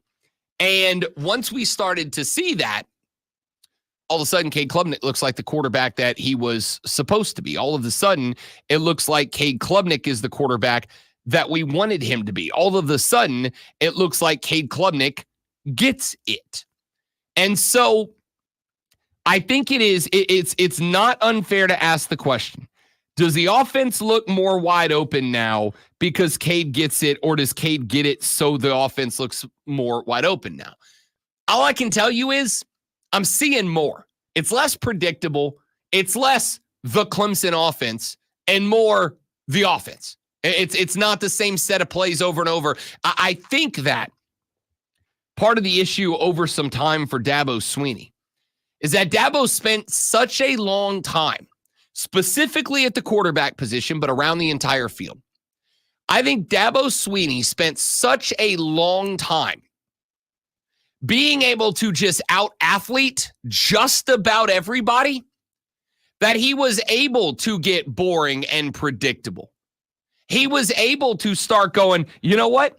We can tell you what we're going to do, and you're still not going to be able to stop it, right? This is one of the big problems, to bring them back into the equation, because why not? One of the big problems the Saints have had the last 3 weeks is that Taysom Hill has been banged up. When Taysom Hill is out there and it's first and goal from the 4, you're lining Taysom up at the fullback spot, and you and me and everybody else on this great green earth knows exactly what's about to happen, and you still can't stop it. And I think that was part of the issue at Clemson. And you can blame it on NIL, you can blame it on the portal, you can blame it on Dabo, you can blame it on whatever you want. But the last couple of years, again, specifically at the quarterback position, Dabo hasn't been in that scenario of, we just got better athletes than you do. You can do whatever the hell you want, but we're gonna run what we're gonna run, and you just can't stop it. And that's when they've got to have a little bit of versatility. That's when you've got to have a little bit more to the offense than just, here's what we do. You got to start tinkering. I'm not saying that you got to change it entirely. You got to start adding some wrinkles. You got to start adding some different looks. You got to start adding some different routes to the route tree. You've got to start sliding the pocket left and right. And it looks to me like Clemson has started to do that. And as a result, it looks to me like Cade Klubnik's a better quarterback now than he was in week 1, and certainly a better quarterback than he was last season. So when I compare and contrast, and I look at a Clemson team that to me looks like they're adding wrinkles. When I compare and contrast, and I look at a Clemson team that looks like they're adding some different looks, some versatility to this offense, and they're making the changes here and there that they needed to change to spring this offense open a little bit. My question would be, genuinely, is South Carolina failing to do the same thing? And it's hard for me not to say yes. I to me, against Ole Miss, you should have come into this game with, again, an extra week to prepare, an extra week to prep, an extra week to get yourself sorted. You should have been able to come into this game and have something for them, even if it was just relying outright on trickeration. Now, I do want to say one thing, because I actually don't think we got to this on Monday. A lot of people were upset about that fake punt in the first quarter. I'm not. That was the definition to me. That was the definition to me of one of those plays that if it succeeds, what are we all doing on Monday? Shane Beamer, what a genius. Beamer ball, baby. Beamer ball. That's what Shano does. That's Beamer ball. We're going to get one or two of those special teams plays every game, and that's going to be the difference between success and failure. We are going to win by taking advantage of those opportunities. Beamer ball. But if you don't get it, if you're not successful in that spot, oh, what an idiot. Right? What an idiot. I can't believe it. Why would you do it? It is really, really easy. It is really, really easy to say, well, I would have or I wouldn't have after the thing is over. It's real easy to wake up. It's why we have the phrase Monday morning quarterback, because it's very easy to do that. So I didn't have an issue with that. I didn't have an issue with taking some risk. Again, you were a 10-point dog in this game. You were a 10-point dog in this game. And if you come into this game as a 10-point dog, then you're going to have to do something. You're going to have to do something different, special, out of the box, whatever phraseology you want to use here. You're going to have to do something special. And Shane was going for it, which, again, okay, cool. I'm good with that. I think the spot that you ultimately have to be careful in is relying too much on the cutesy stuff and not enough on just change up, just add to the offense, right? And if you're at a spot at this point in the season where you can't add to the offense because you don't think the guys executing will be capable of keeping up with it, that's a failure on coaching. That's a failure to prep a dude. That's a failure to have somebody ready that can execute. And you can put that wherever you want to put it. But it's a coaching failure, whether it's on the offensive coordinator, whether it's on the position coaches, whether it's on the head coach. You can label that blame wherever you want to lay it. But it's a coaching failure more than anything else. And if that's the case, I mean, we're a few years in now, right? I think this is probably a different conversation if this is year 2 for Shane Beamer. This is probably a different conversation than the one that we're having right now. Again, just so we're clear, I like Shane Beamer a lot. I like him as a dude. I like him as a recruiter. Hell, I like him as a coach. I've seen him on the sideline. I've listened to him. I like him as a coach. But I'm looking at a team, and I don't want to do this, but I don't have a choice. And I'm frankly questioning discipline at this point. I'm questioning whether or not this team is mentally prepared enough to beat more teams like Ole Miss. This is not a Will Muschamp coach team. When you talk about lack of discipline, that was, if you want to know what a lack of discipline team looked like, that was that team. All those years with Muschamp, where guys would just stand there on defense and watch people run by, where they would celebrate when they're down by a bunch. It's not that. I mean, they had a bad game. Yeah, but we literally talked yesterday about Dylan Stewart, who got a sack down 27-0 and came up and shot the quarterback. Like, the things you are utilizing to talk about how Will Muschamp had an undisciplined team literally happened in this game. Like, in this game, this just happened. Everybody do it or just one player? Does it matter? It's 15 yards either way. Muschamp, it would have been multiple players. I mean, again, I get it and I appreciate it. I am simply going to say, I saw a team that was unprepared, that had an extra week to get ready and wasn't. And that's it. That's all this comes down to for me. I looked at a team that had the opportunity with an extra week coming off the bye against a team that was involved in a fist fight of a game 7 days before that, when you were at home in the ice bath getting comfy. Not you. I mean, you were in an ice bath 7 days ago. Dude, I have flashbacks just for a moment. You were at home getting comfy the week before. They were in Lexington, Kentucky, involved in an absolute fist fight. You had an extra week to watch them, to get ready to get set up. And what I saw was a game plan that was a failure on both sides of the football, an undisciplined team that took way too many penalties for no reason, and a coaching staff that, as we got deeper into the hole, looked like they just were out of it. And then I look across to Clemson. And what do I see at Clemson? I see a coaching staff that has made changes, that has added wrinkles to the offense, that has worked in a way to build the offense around their quarterback, their embattled quarterback, to make sure. Third-year quarterback, right? Second year as a starter, but sure. I look at a team that said, all right, how do we make this guy better?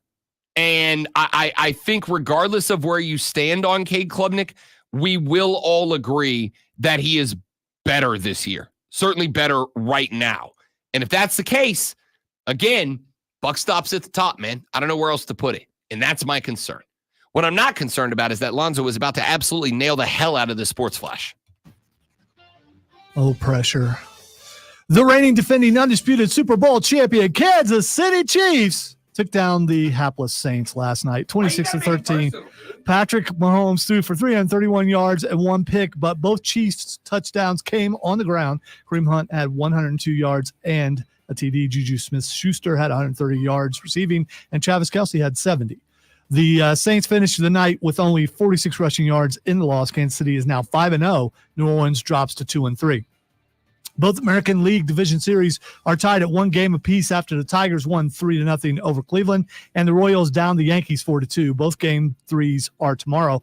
Both National League Series are tied at one game apiece, with the Phillies and Mets today at 5:08 and Dodgers versus Padres at 9:08. Tune in Saturday at 12:30 as Furman Paladins take on the Chattanooga Mocs. It's Furman versus Chattanooga right here on your home for Paladins football. The Fan, Upstate.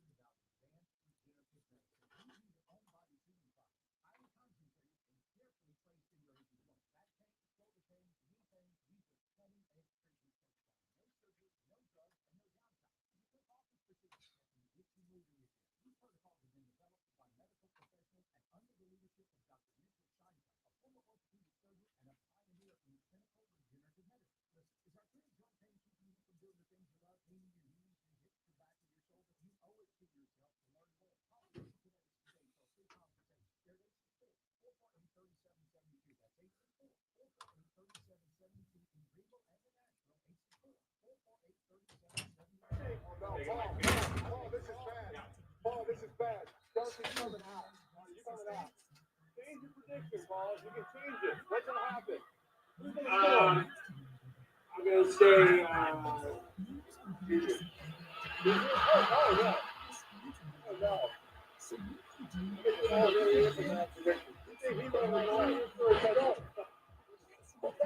Okay, here's the thing. I never want you to ask me these questions again. This is why I don't talk about the three-peat. This is why I don't talk about this. I don't do this. Because even talk during a Chiefs game, this is horrible. I can't even put you on the almost prediction. Oh, you got to catch that, right, Dave? You got to catch that? That was pretty close to Seattle Super Bowl. Not handed to Marshawn Lynch. Don't take Kelsey out of the game.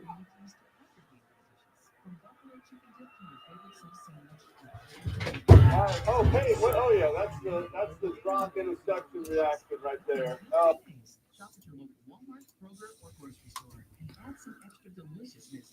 You shouldn't have agreed to go on, Paul Rudd. You're not really a fan. You don't care about your visibility.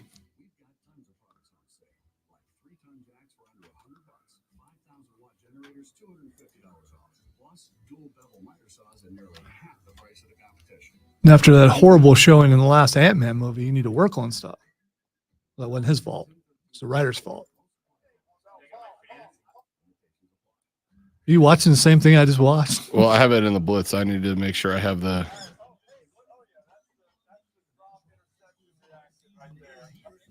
I should have the right audio.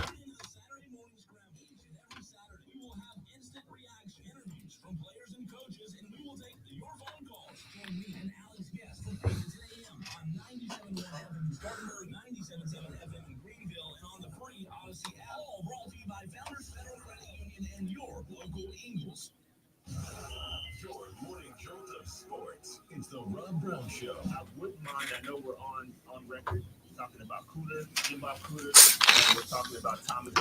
You gotta say it the right way, Rashad. You gotta say it. You gotta do it, man. I can't do it with this lane, man. Jimbo Cooter. Come on, Jimbo Cooter. I can't do it. Don't hit snooze. The Rob Brown Show. Now morning 6 to 10 on the Fan. The Fan out of state. The Fan. Out of state. WYRD Greenville. WORD Spartanburg. WBC HD3 Greenville. W249DL Greenville. W246CB Spartanburg. Out of state. And Odyssey Sports Nation. Hey, check this out. You're on official Rob Brown Lockdown.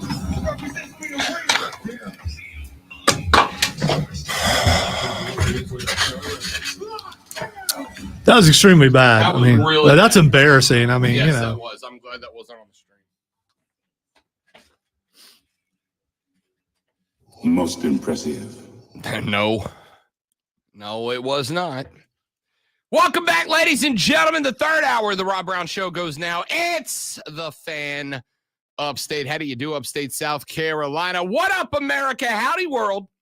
Nah, I don't like that. Howdy, world. What kind of place is this? We have got a lot to get to on the show today. So, let's get to it on the show today, shall we? Let's dive in with today's audio blitz, the best social media that we heard around the internets and the sports world yesterday. Let's start with this. I might as well get this one out of the way. We brought up Bryce Young earlier in the show. Shannon Sharpe had some thoughts for Dave Canales. Wow, you sound downtrodden before you get to this. Like Shannon Sharpe, coming out my boy, but I gotta play it. Came at Dave Canales. This man said we had some injuries on the offensive line.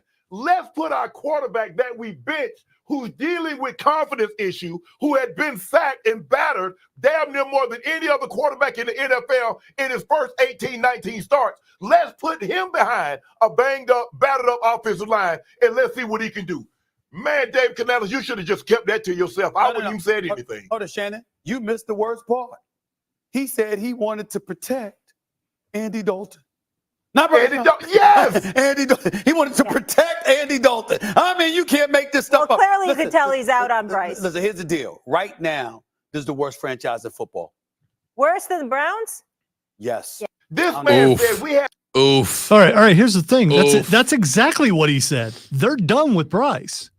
I mean, why is this shocking to people? When they set him down, they were done with him. The And by the way, he said benched. It didn't sound like he said benched, but he said benched. The thought here is if you are done with Bryce, why you put him in that spot, right? Like why? Like what's the point? Who else are they putting in? No. Why put in anybody? Because you're protecting your quarterback. Okay, like what? You're protecting your guy who's going to start the rest of the season. I like I said, we had somebody when Rashad was on last Thursday that said the reason you go to Dalton is just to give Canales the opportunity to show that his offense works. And I actually accept that. I actually think that is the reason. The only question now that we have to ask is, are Canales and Morgan done with BY? Is it just he's just on the roster for having a backup quarterback? Is that just what we are doing here? And I got to tell you, maybe it's just me. If that's the case, like I know they're not going to, but if that's the case, come out and say it, right? Just come out and say it. Just end the misery. Come out and say it. And if you think there is still a future for this kid in Charlotte, then come out and say that. Like I'm at the point where I would have to be the reporter if I go to a press conference, and I'm half tempted to.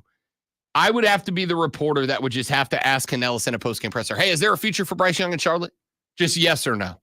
Like not political speak. Don't wiggle around it. Just yes or no. Paul Rudd was on the Peyton and Eli cast last night. Kansas City with the ball up by 9 at this point with $1:54 left in the third, trying to go ahead and sink the dagger.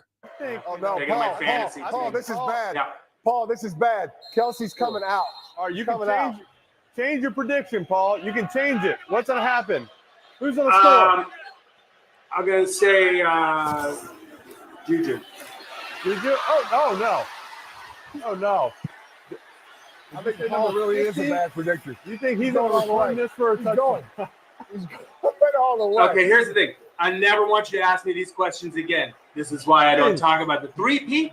It's why I don't talk about this. I don't do this. To even talk during a Chiefs game this is horrible for me. I can't even put you on the almost perfect prediction. Look at that. Oh, you just got to catch that, right, Pate? You got to catch that? That was pretty close to Seattle Super Bowl, not handing it to Marshawn Lynch. Don't take Kelsey out of the game.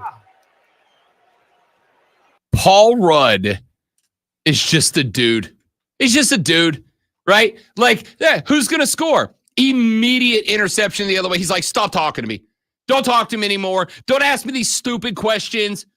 Every time Kansas City's on Monday Night Football, they bring in Paul Rudd. Why wouldn't you? Paul Rudd is one of America's favorite people. Paul Rudd is one of America's favorite people and a notorious Kansas City Chiefs fan. And he's like, straight up, I don't want to do this anymore. Why you say notorious? I mean, that makes it sound like it's a bad thing. No, not at all. It's Paul Rudd. There's nothing bad about Paul Rudd. Notorious. The word notorious is it's not a good word. Yes, it is. No, it's fine. No. Notorious just means notable. No, it does not. Literally, all it means is well known. That's all that word means. There's got to be another meaning. Are you looking it up? Yes. And there's not another meaning. Famous or well known.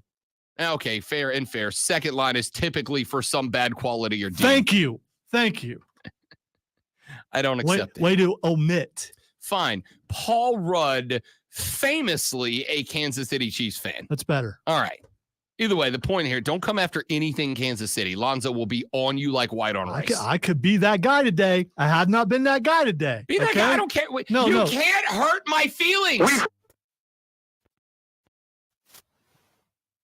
Come back, and I could do that, but I'm not going to do that. Have at it. We stink. We're you can't make it worse for me. I did the opposite. I talked about all the flaws of Kansas City. We stink. You know who doesn't stink? John Gruden has joined Twitter, or excuse me, TikTok. You know, when I was calling plays, I just loved it when our quarterback shredded the defense. I mean, just ripped them. That's what has me feeling really nicey. Like watching Jared Goff go 18 for 18, 292 yards and 2 touchdowns. Got me feeling nicey. I couldn't do that pregame. Oh! Jaden Daniels, just a rookie, 26 out of 30, 87%, 231 yards. He rushes for 47. He's doing everything. Shredded, baby. Oh! CJ Stroud, 345 yards, brings the Texans back, wins it at the buzzer. Shred him, Stroud.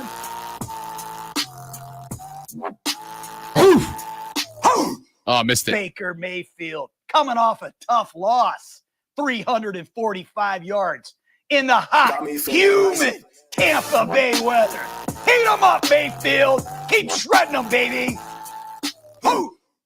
Sam Darnold. This is it. This is what he does on TikTok. 275 yards, 3 touchdowns. Go to Got me Lambeau feeling Field nicey. and win again, baby. Keep it rolling, You Sam. ready, Lonzo? Shred him. I for some reason something in there really hurt me, and so I made a mistake pulling my headphones off. And you talked, so I got double pain there. It just and you talked. Well, what a take. Because people may not know this about you, but you're a little loud. I've heard. Yeah, and so I've been told. You know, noise canceling headphones really work. I've been told. Which is why I leave them on even when he's doing a live. But that's how are you surviving in there? It's like my headphones, dude. I mean, plus he's pretty loud in the office too. I mean, you know, who is the rapper that's doing that? I don't know. I thought you would know. I thought you were down on the street. No, I'm too old for the kids now. Here's what I do know. John, Grandpa, get off the internet. Get off the internet, Grampy. All right, it's past your bedtime, Gramps. And I'm a Chucky guy. I'm a Gruden fan. Well, I was a Gruden fan before it turned out he's kind of a jackass. But like outside of the whole openly being a racist thing, like whatever. As a coach, fine. But like, get off the internet, Grandpa. This is what the kids would call, and I quote, cringe. Well, I have to be on the internet. I'm on the internet right now. And Grandpa got me feeling. I think is the song by Alyssa, but that doesn't. I mean, that's no idea. Couldn't tell you. I'm not young anymore. Here's what I do know. Chucky tried to force like 10 catchphrases into that. He's going to try to come on and say that nicey is his thing. By the way, he wears a shirt that has a picture of Chucky the doll, and it says feeling nicey on it. And he's going to try to make shred his thing. Yeah, that's what Chucky's going to do. He is going to try to make shred his thing as if we haven't been saying shred since the damn Ninja Turtles. If you want to get the kids, you go on the Tick and the Talk. And that's not how you do it. That's not how you do it, John. You throw some lyrics behind you. I mean, you know, you don't get to just say random ass words and be like, "Oh, am I trending yet? Am I viral yet? I'm feeling nicey." He got you to play it. Go to bed, Grandpa. Go to bed. It's too old for you, John. It's it. Tony Rizzo works for ESPN. Because Tom Rizzo, different guy. Yeah, totally different guy. Tony Rizzo works for ESPN Cleveland. I'm talking to everybody in the building this morning. Everybody. You, Paul. You, Jimmy. You, Andrew. And of course, Kev. All of you. It's you ruined a season. You ruined it. You ruined it. The tinkering, the constant analytics of this and that, it's not working, man. It's not working. As a fan, I want you to know I'm done. Week 6, done. I didn't want to watch your product. You could be the worst team in football right now. You could be. If not, you're right there at the bottom of it all. And why? And why? To prove a point about a trade? Come on, man. Come on, man. Who's making the decisions over there? You had the 10th best offense in the league last year, and you had to blow it up. Why? Because Flacco looked good and your guy didn't? Who cares? Who's keeping score? The score is on the scoreboard.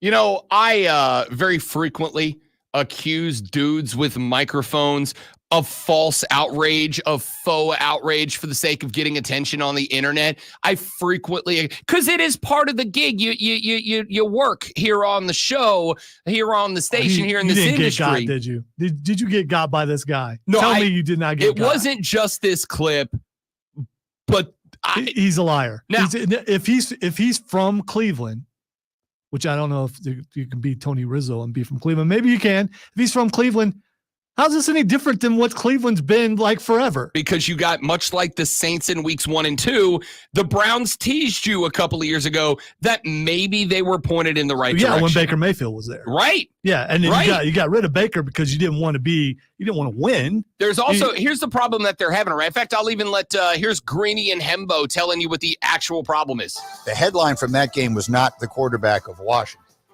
It was the quarterback of Cleveland. And what now I think has to reasonably be described as the worst transaction in football history. There has never been a deal when you consider, I keep saying transaction because it's the trade and then the contract, than what the Browns gave up and gave to Deshaun Watson. It's the biggest disaster in the history of the sport. He is the worst quarterback in the NFL right now. Dead last in practically everything. I put together a list of all the things that he's worst at. It's too long to read. It's ridiculous. And by the way, he carries a $73 million cap hit next year and the year after. We're talking about a situation where Kevin Stefanski, if he's a smart man, will do whatever he can to get out of there, because Jimmy Haslam, the owner, has completely ruined the organization. And honestly, he absolutely deserves it. I mean, I don't know what to tell you. When you have an NFL partner, the NFL partner, that is openly, what's the one thing you don't do in the NFL? You don't disparage the owners of the Shield. That's it. That is the one rule in the NFL. I've told you this a million times. You can drink and drive. You can beat your women. The one thing you cannot do and get away with in the NFL without discipline or punishment is disparage the owner or disparage the Shield.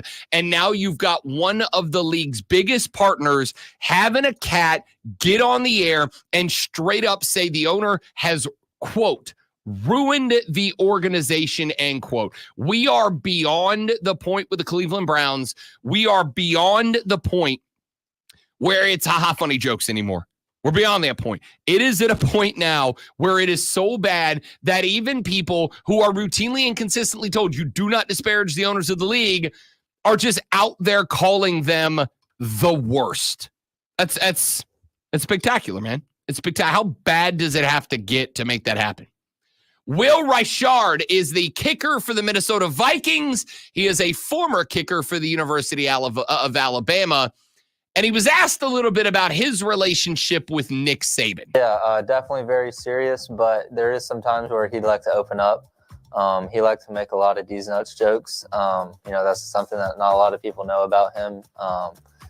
You could always tell when he's going to be in a good mood when he'd pop one of those jokes, and especially being able to spend time with him outside of football. I have nothing to add.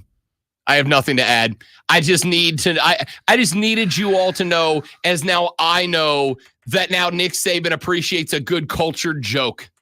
That's all I needed you to know. I have nothing else. I needed you to know Nick Saban appreciates those jokes. Well, way to play that while the boss is on the way to work. So we're going to find out if I should have dumped it or not. Nah, that's fine. Yeah, that's fine. You saying that, I've heard that from a bunch of people before. And I'm good with it. Oh, no, I'm good. Yeah, you're not the one that would be in Boss, trouble. I didn't run that by Lonzo so that you know. Yeah, all right? Yeah. That's on me. It doesn't matter. And I'm owning it. I'm the last line of defense, and I let it go. You ever rooted for a team that you actively dislike? Like you're like, I actively dislike that team, but I'm kind of rooting for them a little bit. It was really hard when Michigan played Clemson. it was really fair because I had to pick one side or the other.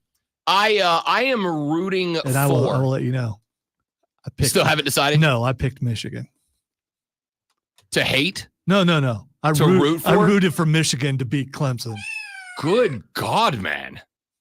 Were you what? I don't live anywhere near Michigan. So I don't have to worry You're about an Ohio State when they fan. played each other, I rooted for Michigan. Because I don't have to deal with Michigan fans. I have to deal with Clemson fans. I got more audio to come to, but I feel like we have to address this first. Why? If you have to pick, if the two teams you hate the most are playing each other and you have to pick a side, you're going to pick a side of people you don't have to deal with. The Clemson people we have to deal with all the time. Yeah, but like that. Some of them are good people, but the most vocal ones, they're loud, they're obnoxious, they're mean. I'm not mean by that. Doesn't that by definition though mean that your number one? No. I'm going to say it's official. Lonzo's number one rival is Clemson, not Michigan. My personal rival is Clemson fans. As far as football rivals go, it's still Michigan. But my personal rival, the fan base that I have to deal with the most in my everyday life on these airwaves, on other airwaves, are Clemson fans. When's the last time you talked to a Michigan fan? I don't know. See?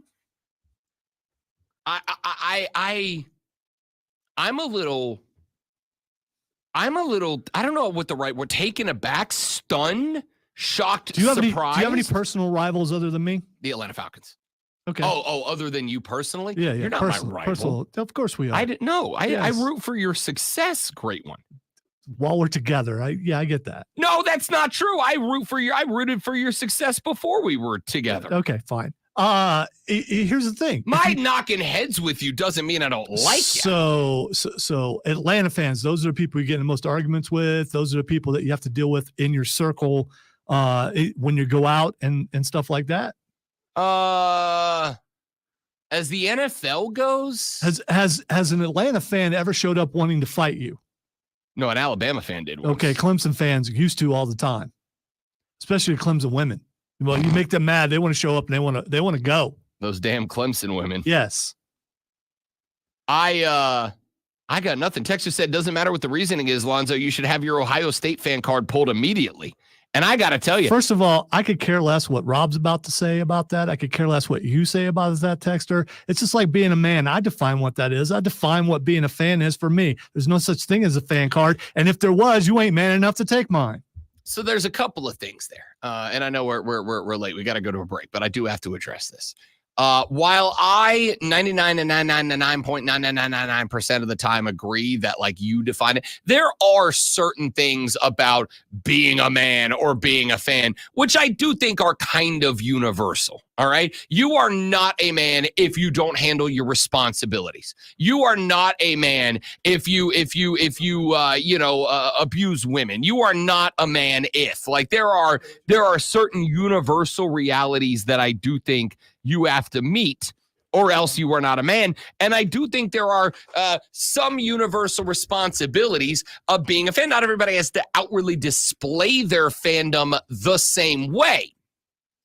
But I think if you get to a point where you are the only reason to pull for your rival is if your rival's victory puts you into the playoffs. You brought up the scenario, and I responded to the scenario that you brought up. I mean, was this a matter where like Michigan wins and Ohio State's better off for it? I don't think it was it? No. Again, don't have to deal with Michigan fans. If we were near Michigan, oh God, if we were near Michigan, how bad would that be? Especially if we were like in Detroit. Then it will be a different story. I'm just going to say, I think you just single-handedly removed Michigan, Ohio State from the ranks of greatest college football rivalries. I did not.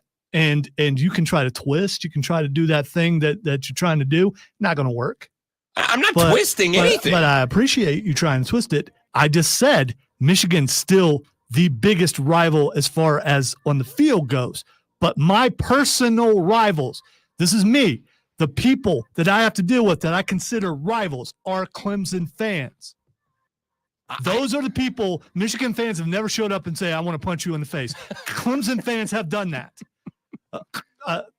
No, there is a difference between a fan base and what's on the field. I got to tell you, this is one of the more shocking revelations out of the great ones since we started working on this 3-time South Carolina Broadcasters Association Sports Talk Radio show of the year together. Mac wants to scrap with you. My money's on Mac. I mean, mine is too, but that's not the point here. Yo, you ain't throwing no fight.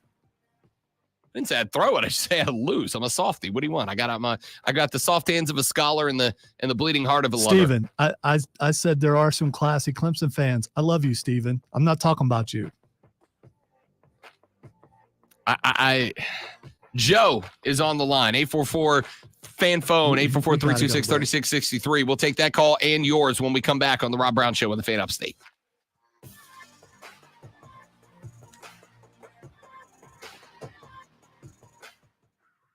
I think you should show up in the parking lot and give him what for, Mac? For the record, some of my best friends are Falcons fans. Doesn't mean I'm not going to give you hell about it.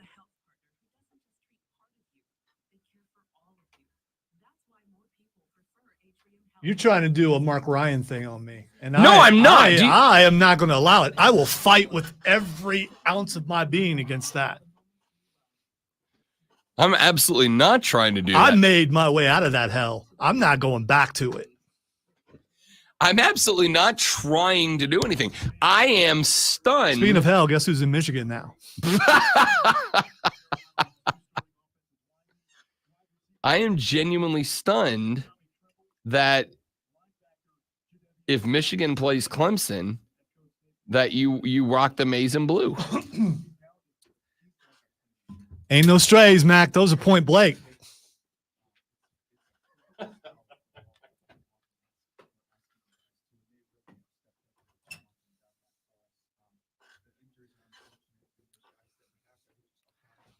think he's overblowing this and trying to twist it in a way that's not what I said.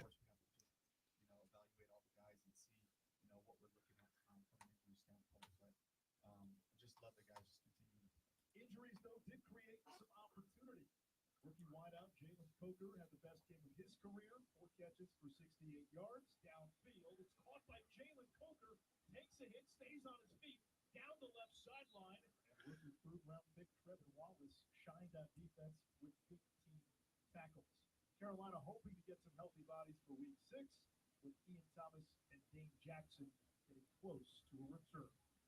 I'm Nate Schropp with this Panthers update, brought to you by Morris Jenkins.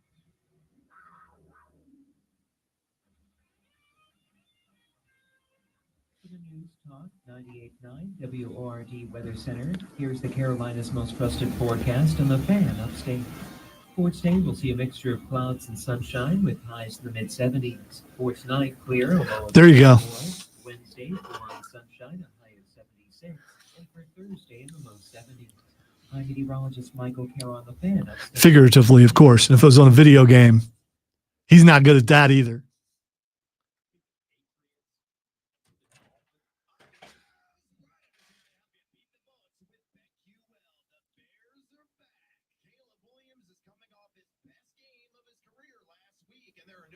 He will be slowing down in week 6. It's time to bear down in Chicago. Bears -2 is a 4-star best bet. Hashtag You know, it's all I can do to not make fun of this.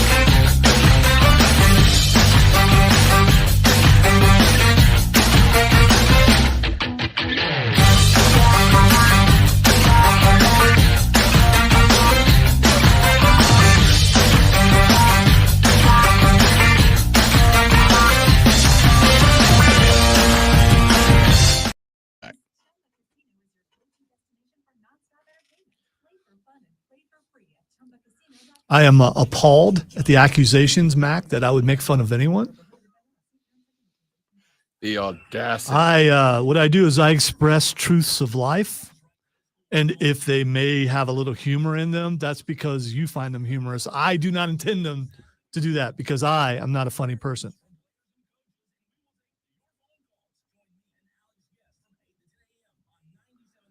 If you would describe me, I'm dry and ignorant. That's me.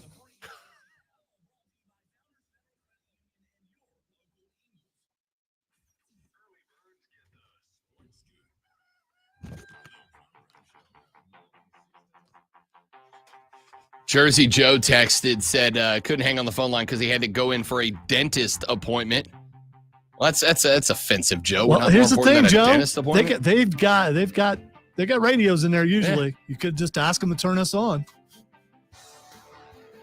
Sit back in that dentist chair, get real comfortable, and listen to the soothing, relaxing tones of Robin Lanza. How would that? I mean, would you try that? I've never thought about doing a dentist. Yo, doc. Hey, Doc. Yo, Doc, could you change channel for me?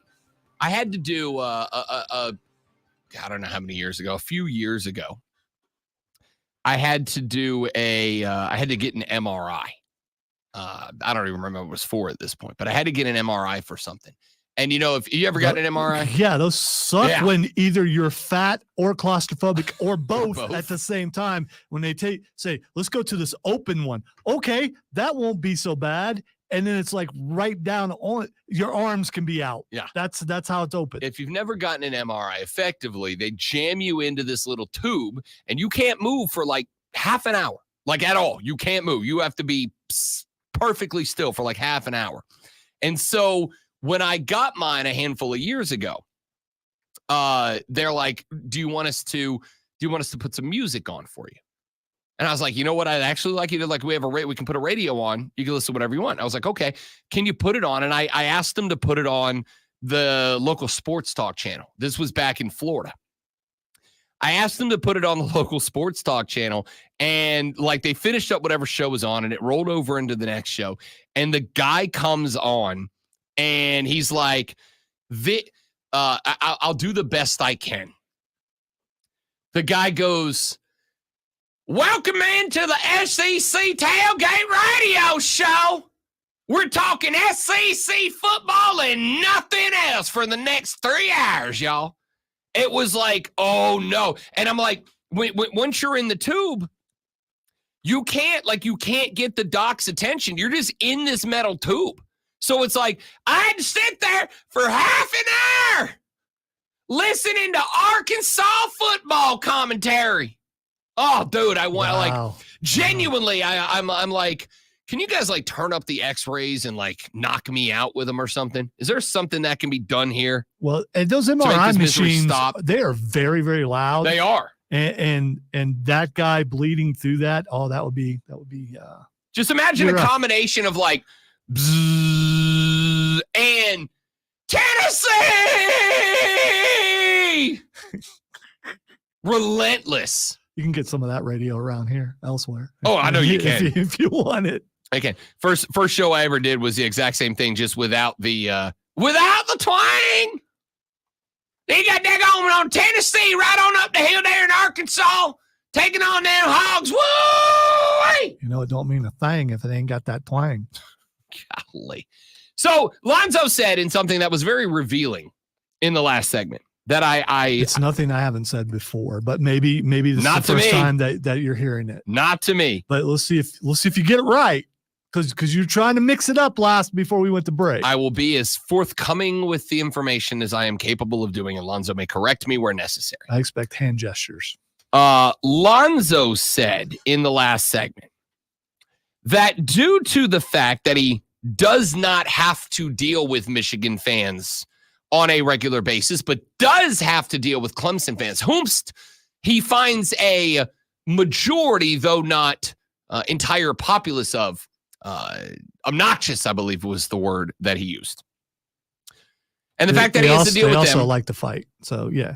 But I guess that goes hand in hand. On a regular basis, that when Michigan and Clemson play together, or played. I was going to say, that's past tense. Played one time together. that he openly rooted for Michigan. Now, Lonzo is. I wouldn't say openly rooted. It was like at my house. I mean, I get, you know.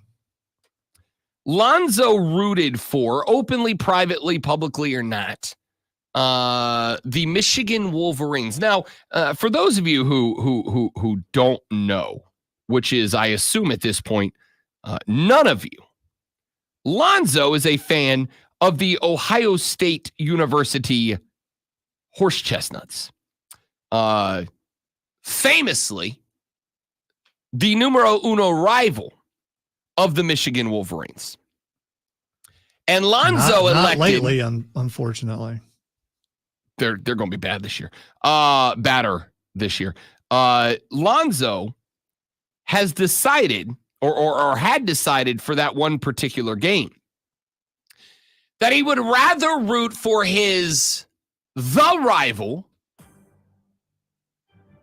as opposed to the team that he covers. I'm not trying to cut off the segment, dude. It's we're late. No, I thought we were earlier than we are. I'm shocked by this. That's that longest break thing that we had. Yeah. And I hereby move for a discussion amongst the Rob Brown Show Armada that from this point forward, when discussing college football's greatest rivalries, I don't think Ohio State, Michigan can be mentioned amongst them anymore just because of Lonzo. Doesn't matter what you think as far as that goes. Not my, you can't find. See, if you can't find something, you have too many cuts. You know, you have multiple pages, right? You should know your role and shut your mouth. And you should make another page specific for like wrestling cuts. I really should. Because I forgot I can do that. You just go up and you add a page. Yeah, no, I know how to do it. I just forgot to. All right. Can we go? Really? Can we go to break now? Really?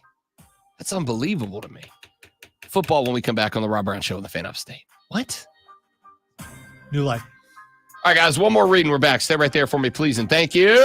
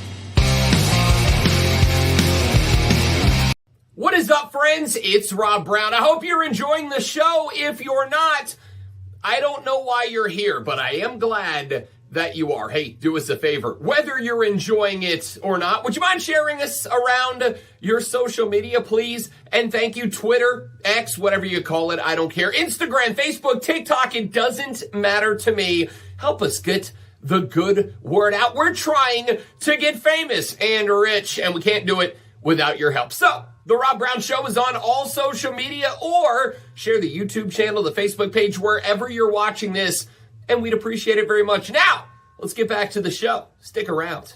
What is up, friends? It's Rob Brown. I hope you're enjoying the show. If you're not, I don't know why you're here, but I am glad that you are. Hey, do us a favor. Whether you're enjoying it or not, would you mind sharing us around your social media, please? And thank you, Twitter, X, whatever you call it. I don't care. Instagram, Facebook, TikTok, it doesn't matter to me. Help us get the good word out. We're trying to get famous and rich, and we can't do it without your help. So, The Rob Brown Show is on all social media, or share the YouTube channel, the Facebook page, wherever you're watching this, and we'd appreciate it very much. Now, let's get back to the show. Stick around.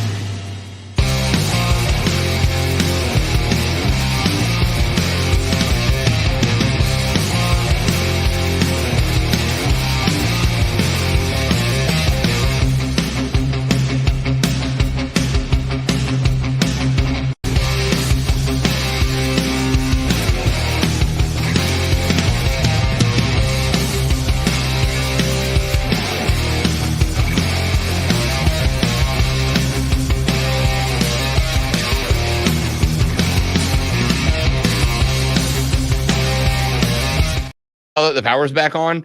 I'm not doing anything this weekend. Is your internet back up though? No. I got an email last night saying that it was, and I did everything to get it rolling, and it did not come back on.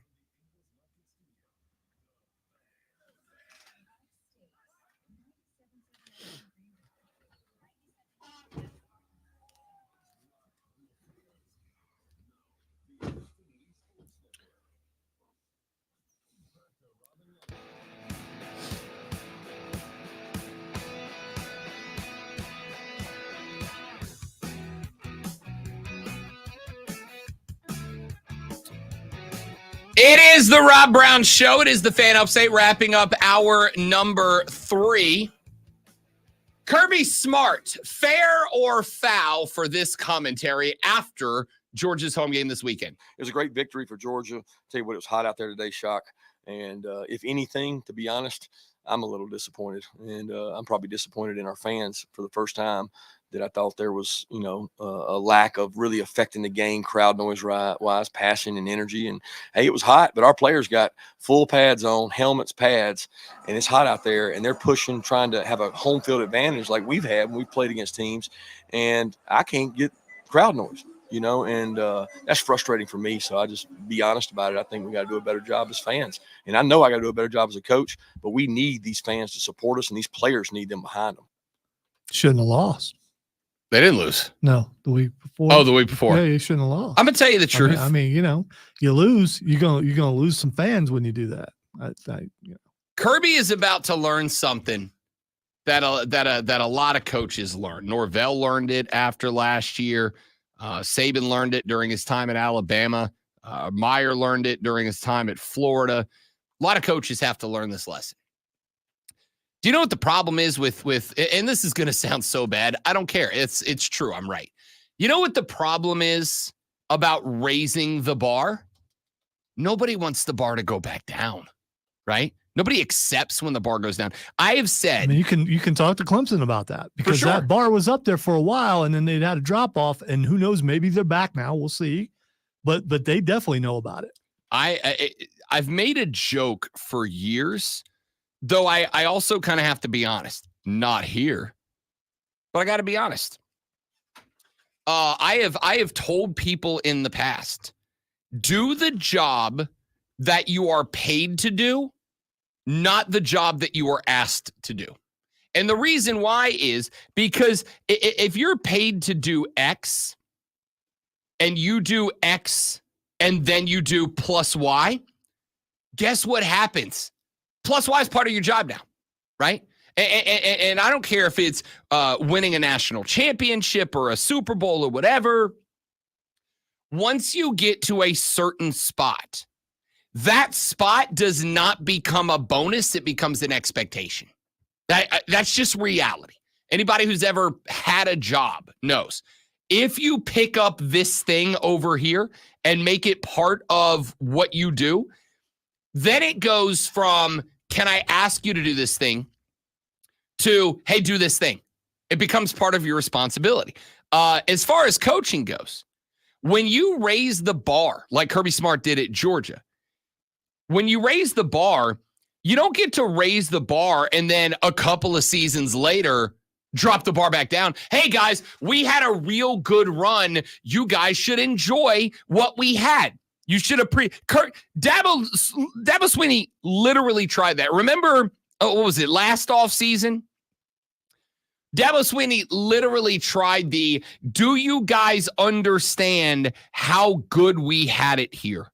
How good of a run you all got to enjoy, but winning is hard to do. And I gave, I think I and a lot of other people probably gave him a bunch of crap for it. But the reality is, whether you like it or not, Dabo Swinney was right.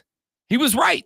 And I said this to Clemson fans, even at the time that it was popular, it was hot to pile on Dabo for that take. I said at the time, he's not wrong.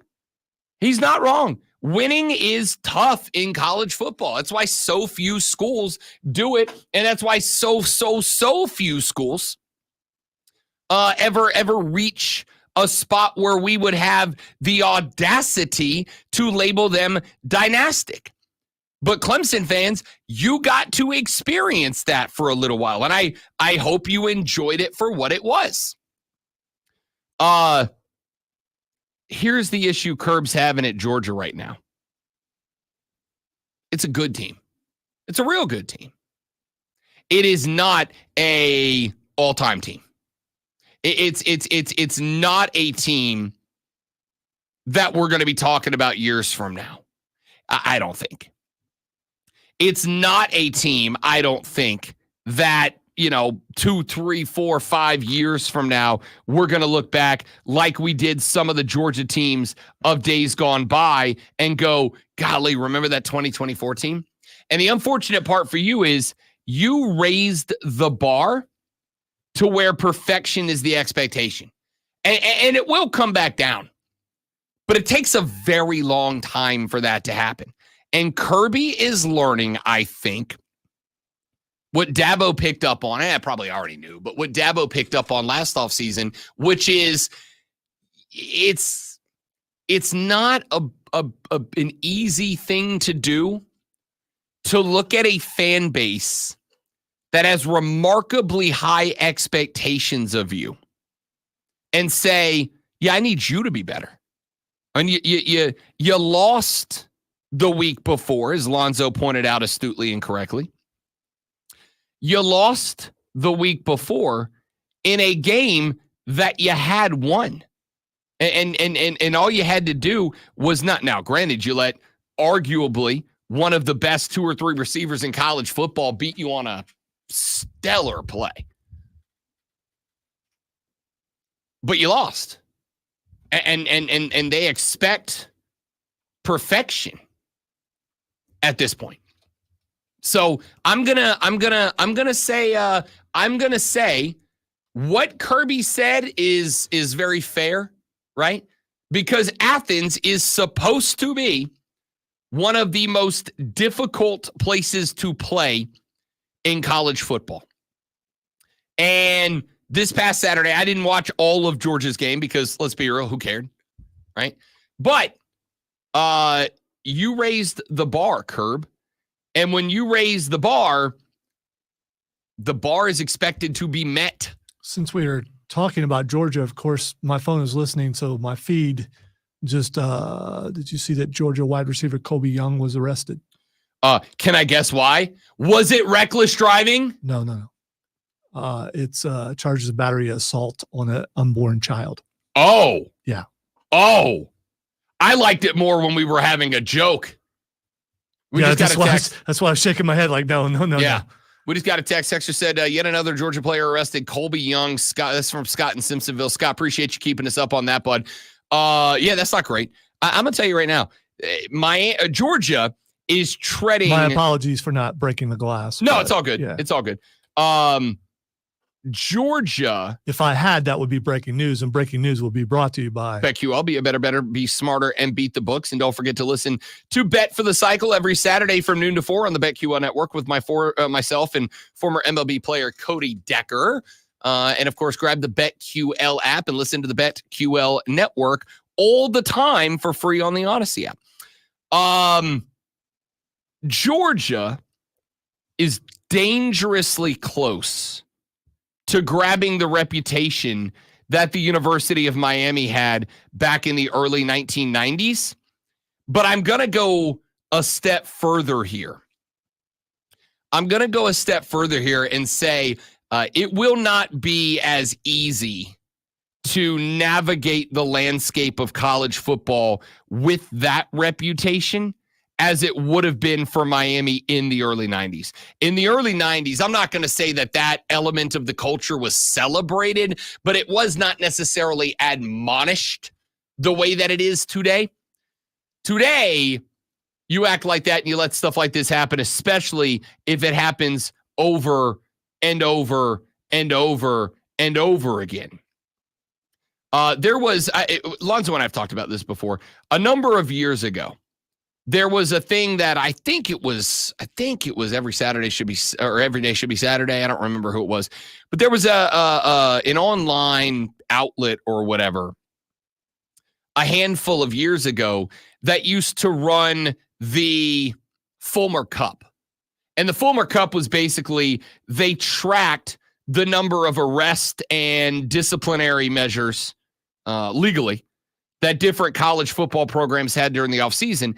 And at the end of the year, whoever got in the most trouble, they would award the Fulmer Cup. And they stopped doing that a handful of years ago because basically enough people said, yeah, we probably should not be glorifying or realistically even mocking this sort of behavior. We should probably be talking bad about this, not ha-haing it across the internet. And they knocked off the Fulmer Cup. We don't laugh about these things like we used to, mainly because they're not funny, right? And certainly something like this. Curbs, I'm gonna tell you this. It's going to be a hell of a lot more difficult on you to try to get Georgia fans to come out and celebrate and be loud and all that if your franchise is going to replace the University of Florida as the one that all the jokes are about, my man. That's a real bad look. That's a real bad look for Georgia. So we'll talk more about this and we'll find out what happens with this. But another Bulldog arrested. This one for our what was it? Violence against an unborn child. Unborn child. I didn't read the details, but he basically beat a pregnant woman. Beat a pregnant woman. Yeah. Yes. Yeah. That's not a great look for Georgia. Not a great look for the Dogs, man, at all. All right, let's take a break. We'll come back here in a minute. Last hour of the show's next. The Rob Brown Show, the Fan Upstate. The reigning, defending, undisputed Super Bowl champion Kansas City Chiefs took down the Saints last night, 26-13. Patrick Mahomes threw for 331 yards and one pick, but both Chiefs touchdowns came on the ground. Kareem Hunt had 102 yards and a TD. Juju Smith-Schuster had 130 yards receiving, and Travis Kelce had 70. The Saints, and yeah, Tate was there. The Saints finished the night with only 46 rushing yards in the loss. Kansas City is now 5-0. New Orleans drops to 2-3. Both American League divisional series are tied at 1 game apiece after the Tigers won 3-0 over Cleveland and the Royals down the Yankees 4-2. Both game threes are tomorrow. Both National League series are tied at 1 game apiece with the Phillies and Mets today at 5:08 and Dodgers versus Padres at 9:08. Tune in Saturday at 12:30 as the Furman Paladins take on the Chattanooga Mocs. It's Furman versus Chattanooga right here on your home for Paladins football. The Fan, Upstate.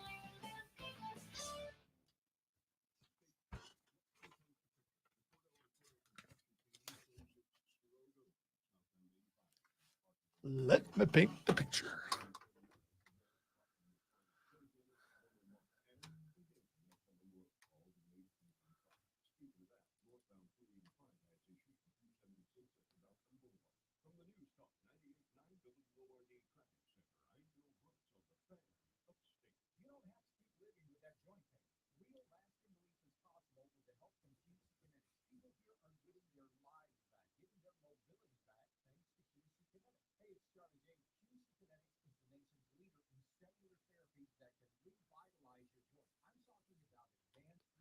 They did it just to spite you, James.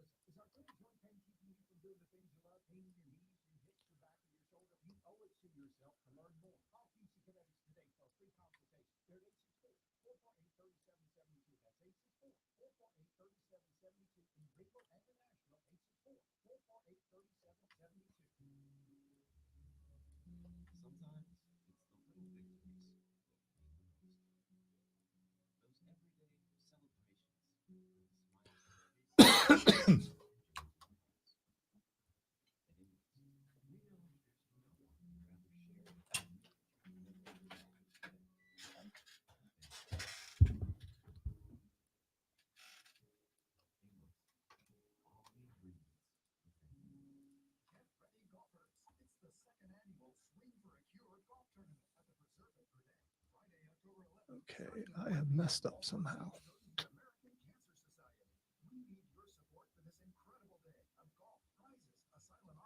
Must have saved the same thing twice. Oh well. Figure it out later. Attention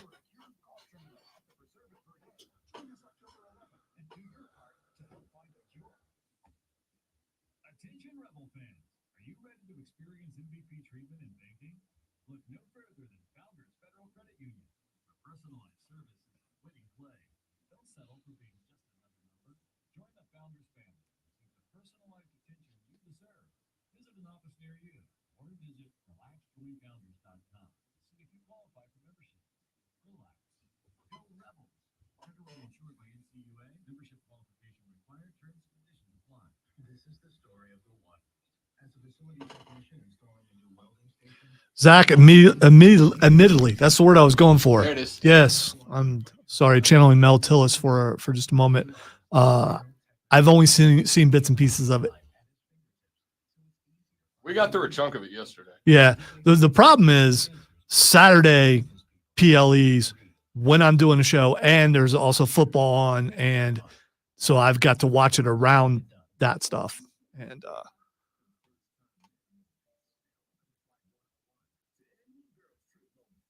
but Rob has been watching it, so the parts that I hadn't seen, I've had a chance to listen to or see, but I already knew what happened. And the other thing is with X and other social media, there's so many clips out there. Yeah.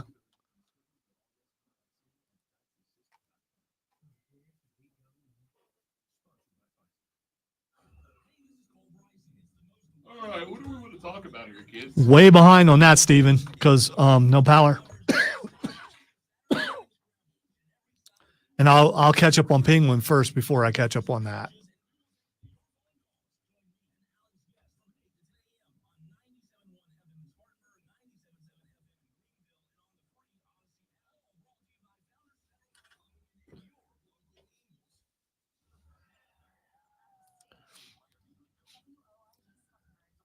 Well, Zach, they didn't lose to an unranked team like a lot of people did last week. So I guess you could consider it a big one because of that. The big one's this week against Oregon. And they're not going to jump Texas, but at least they'll get some more first place votes if they can beat Oregon.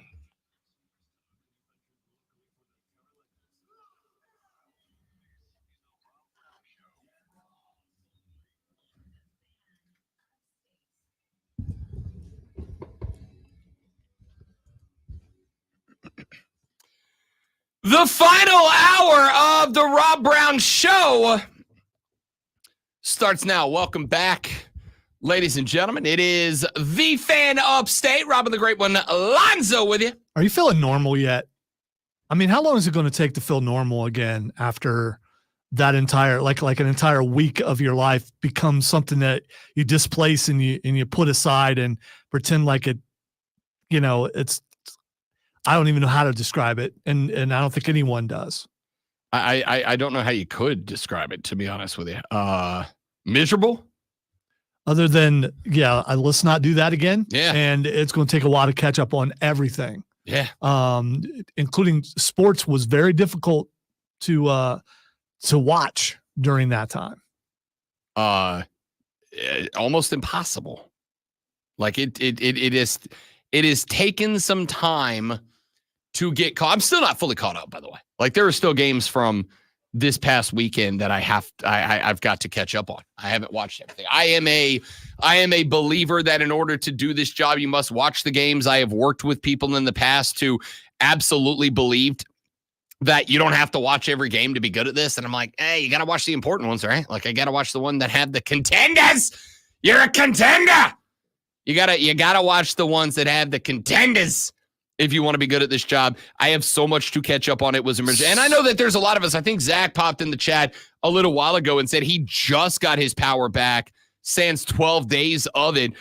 We got ours, Lonzo and I both. I think you said you got yours Friday night. Friday, yeah. But I didn't get internet back till later on that night. And you still don't I still do not have internet. So how much do sports rely on internet now? In my house, exclusively.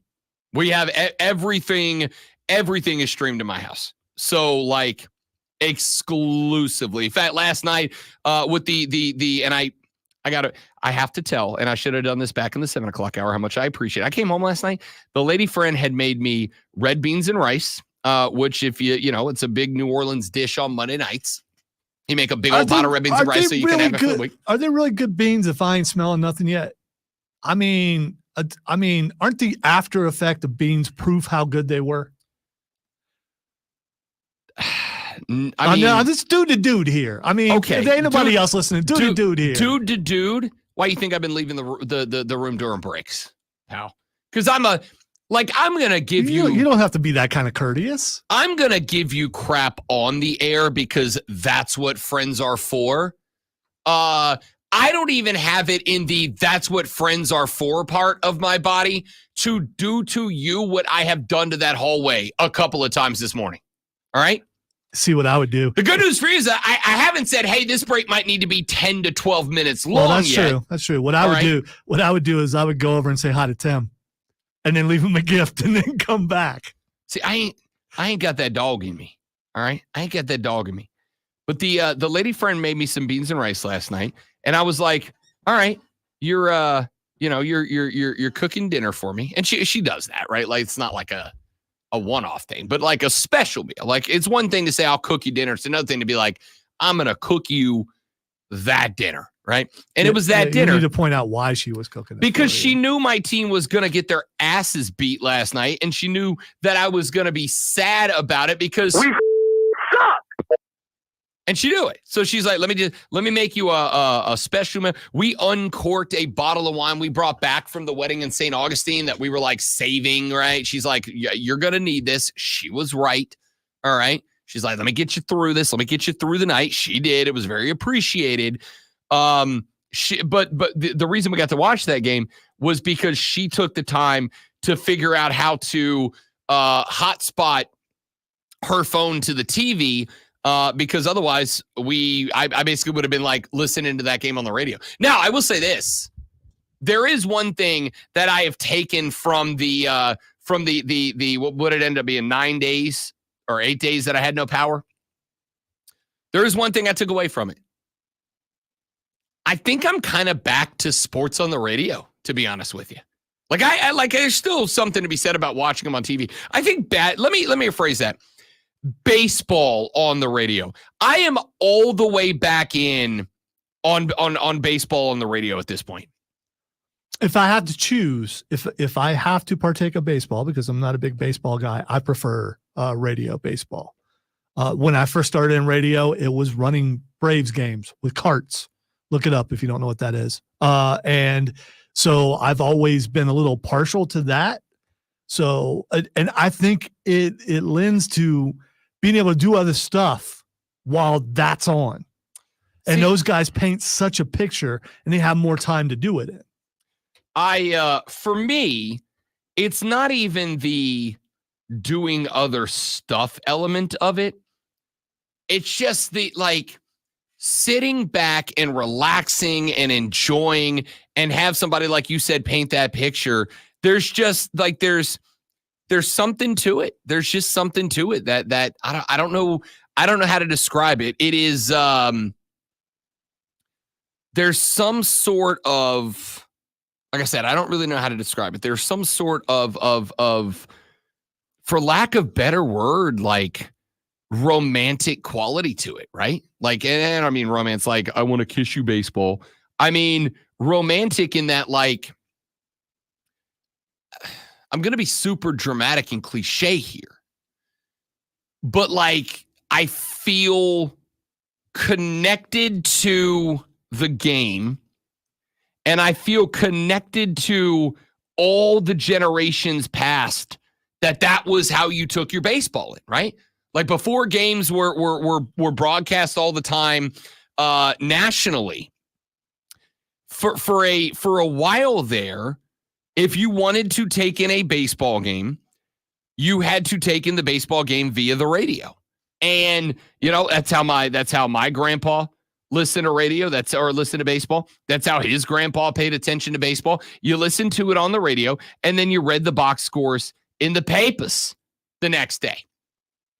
And I think with this sport, and as you pointed out, because it is, as much as I love baseball and as much as baseball has done, in my opinion, a pretty good job. I was very skeptical about the pitch clock and the disengagement rules and all that. As skeptical as I was about the goal of Major League Baseball to speed up the game, I think they've actually done a pretty good job of it. The games are sped up by about a half an hour on average. I think that you can feel the difference in the speed of the game. But it is still a game that, like it or not, has a lot of downtime, right? I mean, even with a pitch clock between pitches, there's still the whole chess game that takes place. Even with the downtime, there's still the fact that you have to switch sides during the inning break. Like there's still a lot going on. There is a lot going on, but there's still a lot of spots where there's nothing going on. And for whatever reason, when you have a guy there who knows the game, who knows the teams, who knows the stadium, who knows the fans, and who knows how to walk you through, here's what I am looking at, and can help you see it even when you can't see it, there's something to be said for that. Scott said, Rob, the word you're looking for is nostalgic. I think nostalgic is great. I think it's a great word for it. It is nostalgic. But I will also say that, though I am getting older, baseball was already a televised phenomenon when I was a kid, right? Like when I was growing up, the McGwire-Sosa race is the one that a lot of people my age lean on. They lean on that race, that summer of 98 race to the home run title that year between Sammy Sosa and Mark McGwire. And, I grew up a Braves fan. My brother grew up a Cubs fan. So he was all on board the Sosa wagon. That was one of the few, I think, moments where everybody that loved that game, everybody was watching the same thing. I remember very much watching games during that summer. I was 13 years old. I very much remember watching games that summer, and they would, towards the end of the summer into the fall, you'd be watching a game, and they'd go, all right, we're going to interrupt this game and take you out to St. Louis, where Mark McGwire is up for his first at-bat of the evening. And then they'd come back, an hour later, and they'd say, all right, we're going to interrupt you again, take you back out to St. Louis. Mark McGwire, second at bat. And if they did that, when they do that today with a bunch of stuff, it can get pretty frustrating, right? Like, if I wanted to watch that, I'd tune into that. If that's what I wanted to see, that's what I'd be looking at right now. That summer, we were all on board with it. So baseball was already like a big-time televised thing when I was a kid. There was never really a point in my life where listening to baseball on the radio was like a thing, right? And some of you guys, it is, I'm sure. Some of you older guys, I'm sure, have the stories of, going out in the garage with your dad and sneaking a beer when your mom wasn't looking to listen to the Braves game or whatever. I didn't really have that. When I was a Braves fan growing up, the Braves were on TNT, or excuse me, TBS. And if me and the old man were going to watch a Bravos game, we watched it on TV. So I never really had that. But this past week, or I should say last week, when I was sans power, I listened to the Braves playoff games on the radio. I listened to the race to the wild card on the radio. I listened to the wild card round on the radio.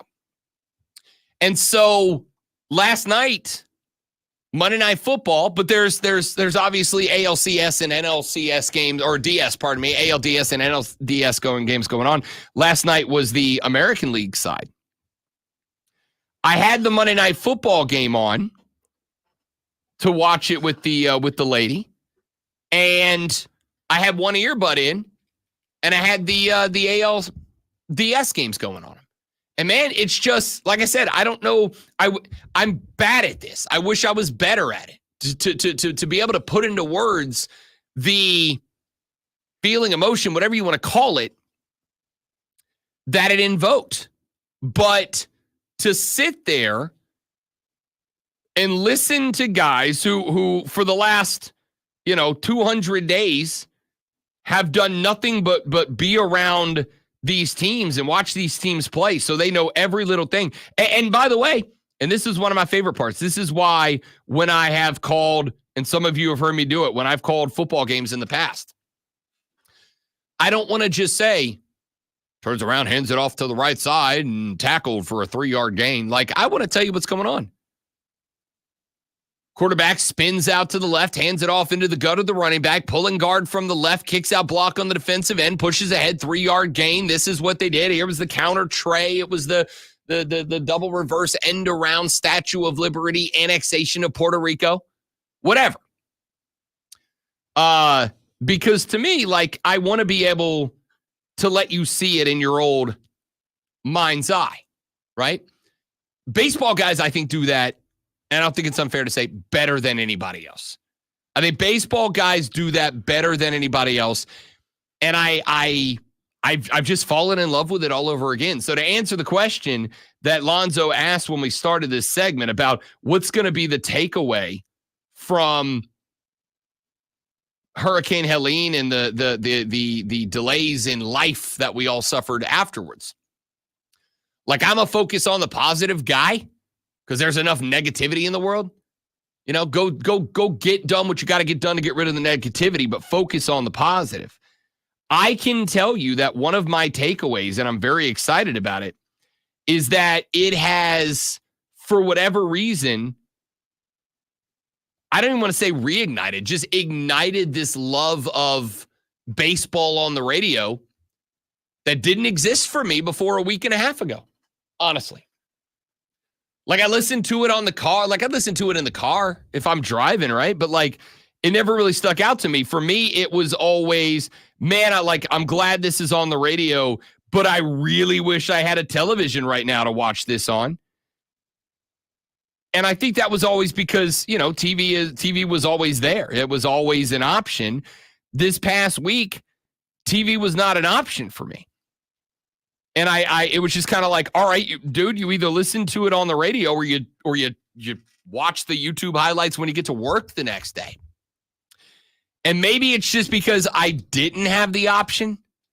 Maybe it's because that opportunity just wasn't there for me.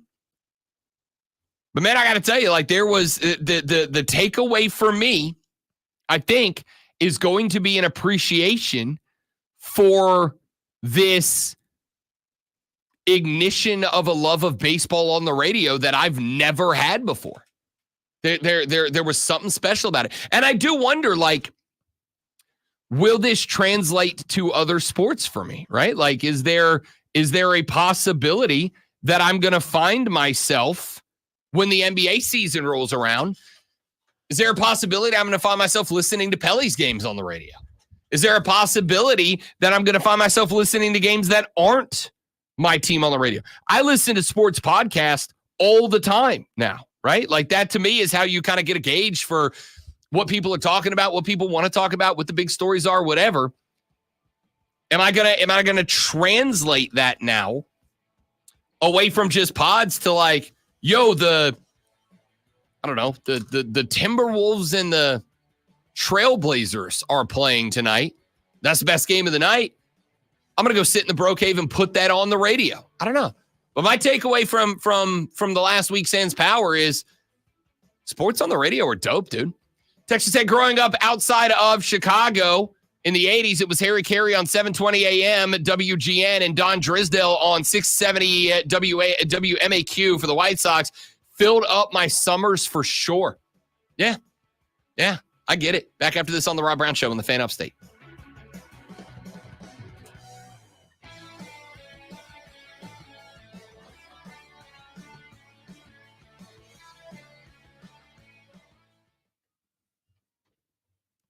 You also forgot that the Salem's Lot movie, the remake just came out on Netflix. The what? Salem's Lot a couple weeks ago. It's a horror movie. Oh, I saw the advertisements for that. Yeah. The book was great, and the series that came out in the 70s scared me to death because I was a little kid.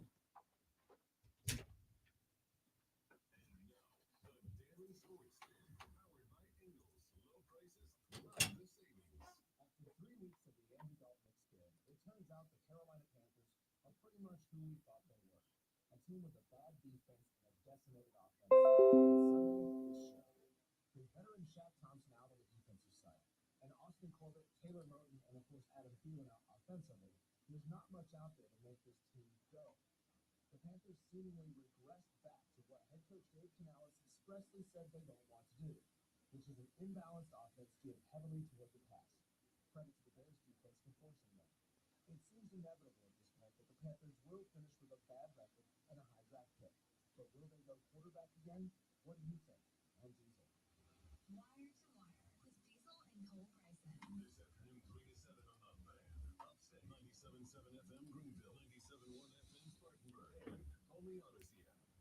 Ingles Markets is a proud sponsor of the Wire to Wire Sports Spin. From the playing field to the stands to your own living room, Ingles Markets has everything you need to fuel your athlete or satisfy all the hungry. Ingles, low prices, love the savings. Lowe's knows that to win the job, pros need the best prices. That's why only at Lowe's, MVP's Pro Rewards members can get a volume discount on eligible orders. You're welcome. That means you get the prices you need to start any job, small or large. Because Lowe's knows pros. Valid in-store only. More terms and restrictions apply. Visit Lowe's.com/term for projects for details.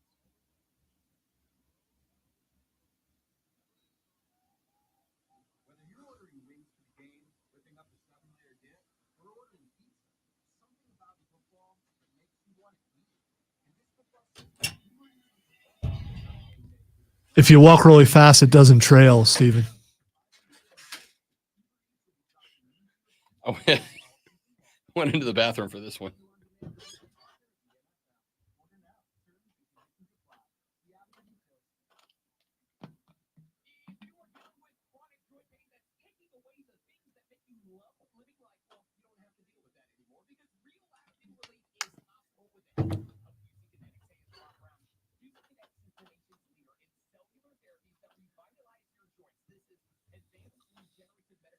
Remember to set my DVR to record CW tonight. The CW. The Sports Hub. Since that's now the home of NXT. CW.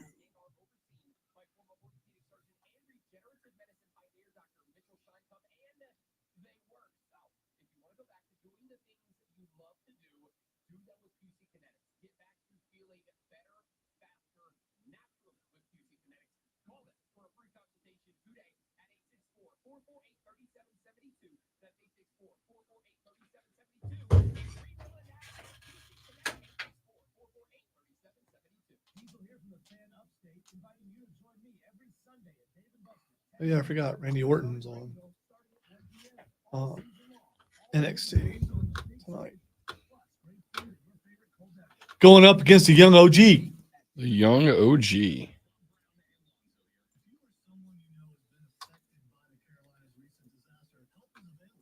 You still look at the window when you pull up? Yeah, Me dope. too. I love it. I don't know if I'll ever stop. I know what we need to do.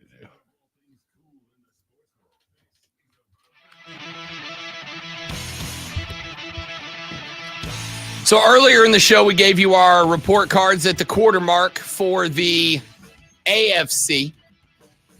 Let's do the same here for the NFC. Let's start in the NFC East. Washington Commanders, they are 4-1 behind potential Rookie of the Year and Most Valuable Player, Jaden Daniels, the first player to get to 1,000 passing and 250 rushing yards in 5 games. They have one loss. It was week 1 against the Buccaneers. Jaden Daniels' debut as the Commanders quarterback. They have not lost since then, with wins over the Giants, Bengals, Cardinals, who turned around and beat the San Francisco 49ers, and the Cleveland Browns. I got to tell you, Zoe, I don't know how you can give Washington anything but an A+ for their performance so far this season. Cliff Kingsbury has been exactly what I thought he was going to be, a good offensive coordinator when you give him a quarterback that understands the game, A, and B, I've said many times, I think he was a guy Peter principled. He's just a coordinator. He's not a head coach. In a coordinator role with a guy who knows how to be a head coach in Dan Quinn, which is let your coordinators work and get the hell out of the way. I have turned completely around on Dan Quinn. The Washington Commanders get an A+. It's one of those times where you've hyped a player and I'm like, yeah, he's hyping this guy like crazy. But it appears that you were right. You know why? No, I don't. Because I know ball. Yeah, see, I don't. That's why I don't know why. A+. Yeah, I know you thought and believed that Jaden Daniels was going to be good. Did you believe that Washington will be undefeated at this point? Well, they're not. They're 4-1. Oh, okay. But they only lost. They only lost to Tampa. They only lost in week 1. They only lost in his debut. They ain't lost since, though. I mean, no. You could ask the same question. Did you think Washington would be 4-1? No. I thought they'd be good. In fact, I picked them to win this division. But I will keep it a buck with you. I also picked them to win this division because I thought Dallas, Philly, and the Giants were all going to be down this year. Right about that, too. But my goodness, Jaden Daniels is a stud. A+ for the Commanders. Out of those teams, I know we're going to get to them, but Dallas, Philly, all right, I'm going to leave the Giants out of this. Dallas and Philly still have time to get it right, though. Sure. Let's go to Dallas. Because I think if you're going to pick a team out of that group that you think is going to get it right, Dallas is the one most everybody's picking. And I'm going to ask the question now that I asked preseason, why? What is it about this team that inspired? They got CeeDee Lamb, who's a stud. All due respect to Rico Dowdle, former Gamecock. But, is that the guy you think's carrying you? Jalen Tolbert, Kevontae Turpin, Are these the boys you think are carrying? They got Jake Ferguson, they got CeeDee Lamb, and that's your list. Like, it's not that good of a team. I'm going to give Dallas I'm going to give them a B-, frankly, because to get to 3-2, I really thought they probably should have been 2-3. The Steelers bleeped the bed on Sunday Night Football. Granted, there was a lot going on as far as, you know, the rain and the lightning and all that crap that was going on. Dallas should be 2-3. They're lucky to be 3-2. I'll go C+ for Dallas. All right. Man, I'm you're not getting going a run today. This is Tuesday. Yeah. I won last week. Probably not this week. I'm disappointed in Dallas because I thought they'd be winning this division. There's still time. So, I was going to go C also. The Philadelphia Eagles right now, they did get the win over the Saints, but as we've talked about with the Saints, we suck. They also have a loss to the Falcons. They have beat Green Bay and lost to Tampa Bay as well. I'm going to give I hate to go cliche here. I'm going to give the Eagles a C as well, because this is exactly what I expected this team to be. I don't get the decision to keep Sirianni in place. I think Jalen Hurts has come crashing down to earth. I think he overperformed and is now where he should have been the whole time, not the other way around where he's down and we expect him to come back up. I think this team's poorly built. And Jason Kelce being gone is hurting them. Yeah. Because if you've listened to them any at all, he made a lot of the calls at the line that a quarterback would usually make, and now he's not there to make those calls. And there's just a decline everywhere, but this is kind of where I expected them to be. So C fair? Yeah. Okay. And the Giants. I mean, the Giants are 2-3. They won 2 games. They did. The Browns and the Seahawks, which, I mean, the Browns stink, but the Seahawks is a good win for the Giants last weekend. On the road, by the way. I will give the Giants a C+. Because the thing is, you're looking at expectations, what you thought they would be. And as far as that goes, 2 games is better than what I thought they'd be at this point. I thought they'd be right around here. I'll go C+. Minnesota, A+. I don't know what to tell you. Sam Darnold's good. And again, let's be real clear, because I am going to keep consistent with what I've said in days gone by. Sam Darnold's good.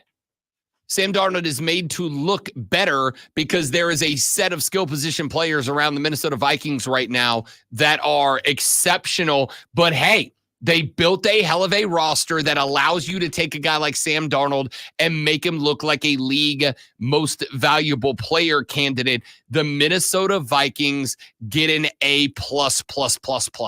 I agree, but I also think about if Kirk Cousins had stayed, would they still be 5-0? I think so. And I think so too. I think it's everything that's around him. You don't have to have a stellar quarterback. You just got to have a steady quarterback that doesn't make mistakes. Yep, completely agreed. And that's why that was my concern, and the Falcons fans gave me hell for it. That was my concern for Atlanta fans bringing Kirk Cousins down. How many times did I say this season, the Vikings don't look great because of Kirk Cousins. Kirk Cousins looks great because of the Vikings. Same thing is now true for Sam Darnold, but regardless of how or why or what the setup is, they built a team that is that.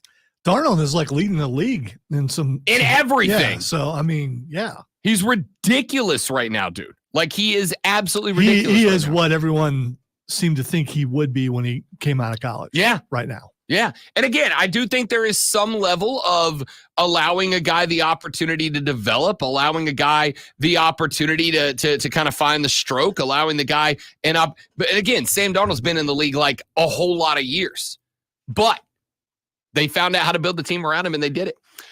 Detroit Lions 3-1 as of this point in the season. The Lions, of course, had that one very tough loss at home to Tampa Bay, but they do have wins over the Rams, Cardinals, and Seahawks. Not exactly a murderer's row of W's. I'm going to say a B- for Detroit because they've been good, great one, but I was kind of expecting special out of this team this year, and they look like another good team. They don't look like they're suddenly a standout Super Bowl favorite out of the NFC. I'm going to say have not yet met expectations, and for that, I'm going to go B-. Same here, but as we talked about before, I think they're slow starters, and I think that they're building back to where they were at the end of last season. I don't disagree. I think there is some level of concern of, okay, like much like we talked about with the Dolphins earlier. Is there enough film out on this team that the secret's out? Well, if the coach would stop making Applebee commercials and concentrate on football, maybe they would do better. Yeah, I don't know what it is, but it's really loud. I'm just suddenly concerned. Am I going to get is there some sort of heat ray shooting through me right now? I think someone doing something in the production room. Knock it off! We go. I'll go check. Trying to do a show in here. I'll go check. I just wanted to yell. It seems. I just want to see if someone's in there and tell them to stop. Green Bay Packers are 3-2 behind Jordan Love. They have losses to the Vikings and the Eagles. They do have wins over the Colts, Titans, and Rams. Honestly, not really an impressive win so far to be thrown around for the Green Bay Packers. I would have to say, as far as the pack goes, underwhelming at this point is Green Bay. I'm going to go Green Bay right now. I'm going to give them let's just say a C. I don't want to go minus because they've won every game they are expected to win. They lost to the Vikings. Turns out the Vikings are good. They lost to the Eagles, but this was before the onset of reality for Philadelphia. I'm going to say the Packers have done nothing special, but nothing atrocious either. I'll say C+ for Green Bay at 3-2. I think they did better when Jordan Love wasn't in there. I'm just saying. And by the way, there's no one in that room, so I'm going to go with aliens. Okay, I accept that. Chicago Bears 3-2. I'm gonna go B for Chicago, a flat B. You had the two losses to the Texans and the Colts. The loss to the Texans, not a bad one, lost by 1 score. The loss to the Colts before Richardson went down, not a bad one, lost by 5. They have wins over the Titans, Rams, and the Panthers. Again, nothing special, nothing spectacular, but it is a first-year QB under center as a rookie with elevated expectations, even from normal number 1 overall picks. I'm going to give Chicago a B. Really? A B? Yeah. I'm going to go a D. Why? They're 3-2. Yeah, it's a bad-looking 3-2. I think you're just hating on the Caleb Williams train. Here's the thing. I would give them an F, but they've actually won a couple games. There it is. So I can't do that. There it is. The Atlanta Falcons lead the NFC South. They are 3-2, had a gut-out win over the Saints, turn around, beat the Buccaneers in overtime. They also have a win over the Eagles. They dropped 1 to the Chiefs by just 5, dropped 1 to the Steelers. I don't hold week 1 games against teams when it's all said and done. I'll give the Atlanta Falcons a B as well. I think this team is... Again, I kind of thought they were going to be the runaway favorites in this division. They are tied with Tampa Bay. They do have the tiebreaker so far with the 1 divisional win. I'll go a B for Atlanta. I think there's room for improvement, but they're kind of right around. I do want to be clear. When I said Atlanta to win the division, that doesn't make the division a good division to win. See, this looks like a shot for the NFC South to have a couple of teams who have more wins than losses by the end of this year. A couple total. Yeah, Atlanta and Tampa. But no, I mean not going 7-9, maybe going 9 and not maybe 10 wins.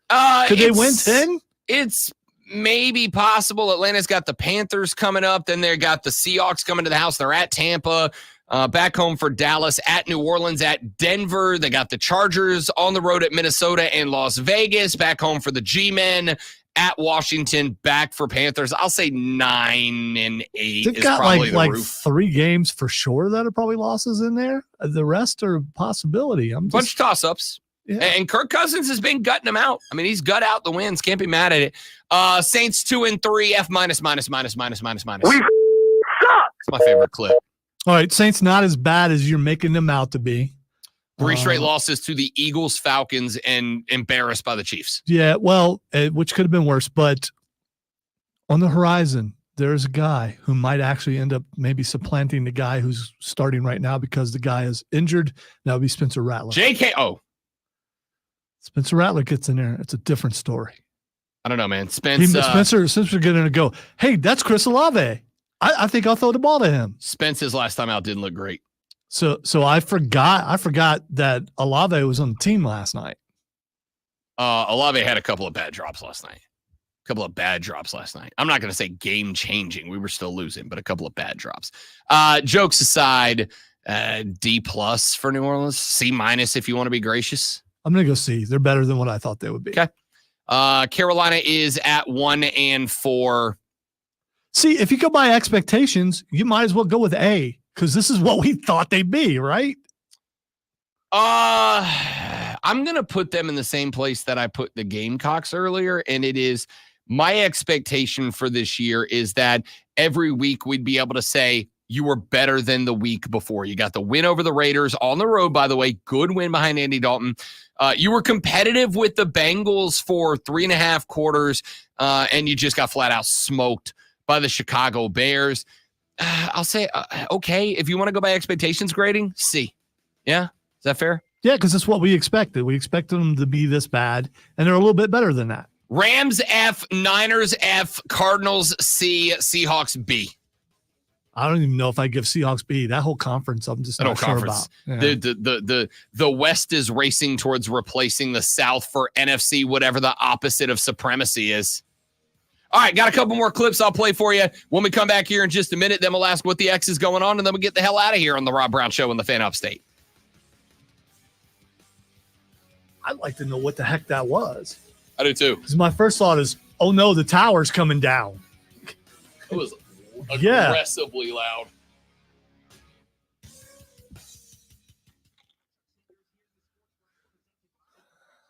Maybe I should send a mass email asking if anyone can explain the scary noise. What was that scary noise? I didn't like it. I'm not going to do that thing right now, by the way. I actually have to text somebody. Mm-hmm.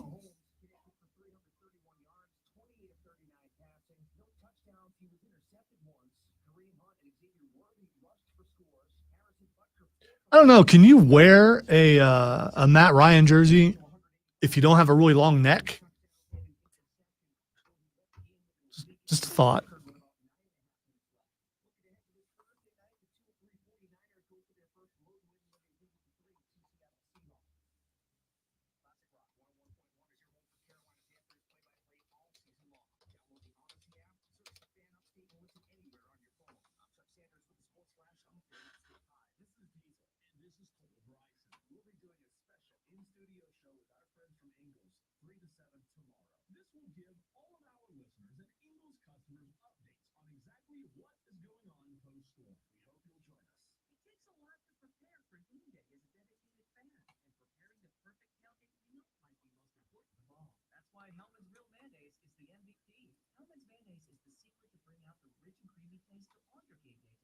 From buffalo chicken dip to your favorite sub sandwich, everything in between.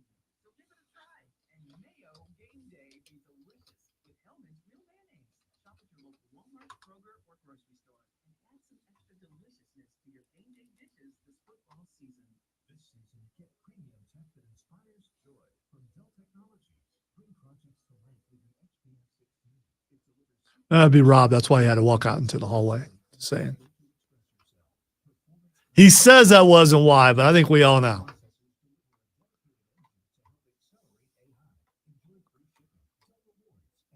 Them beans come with repercussions.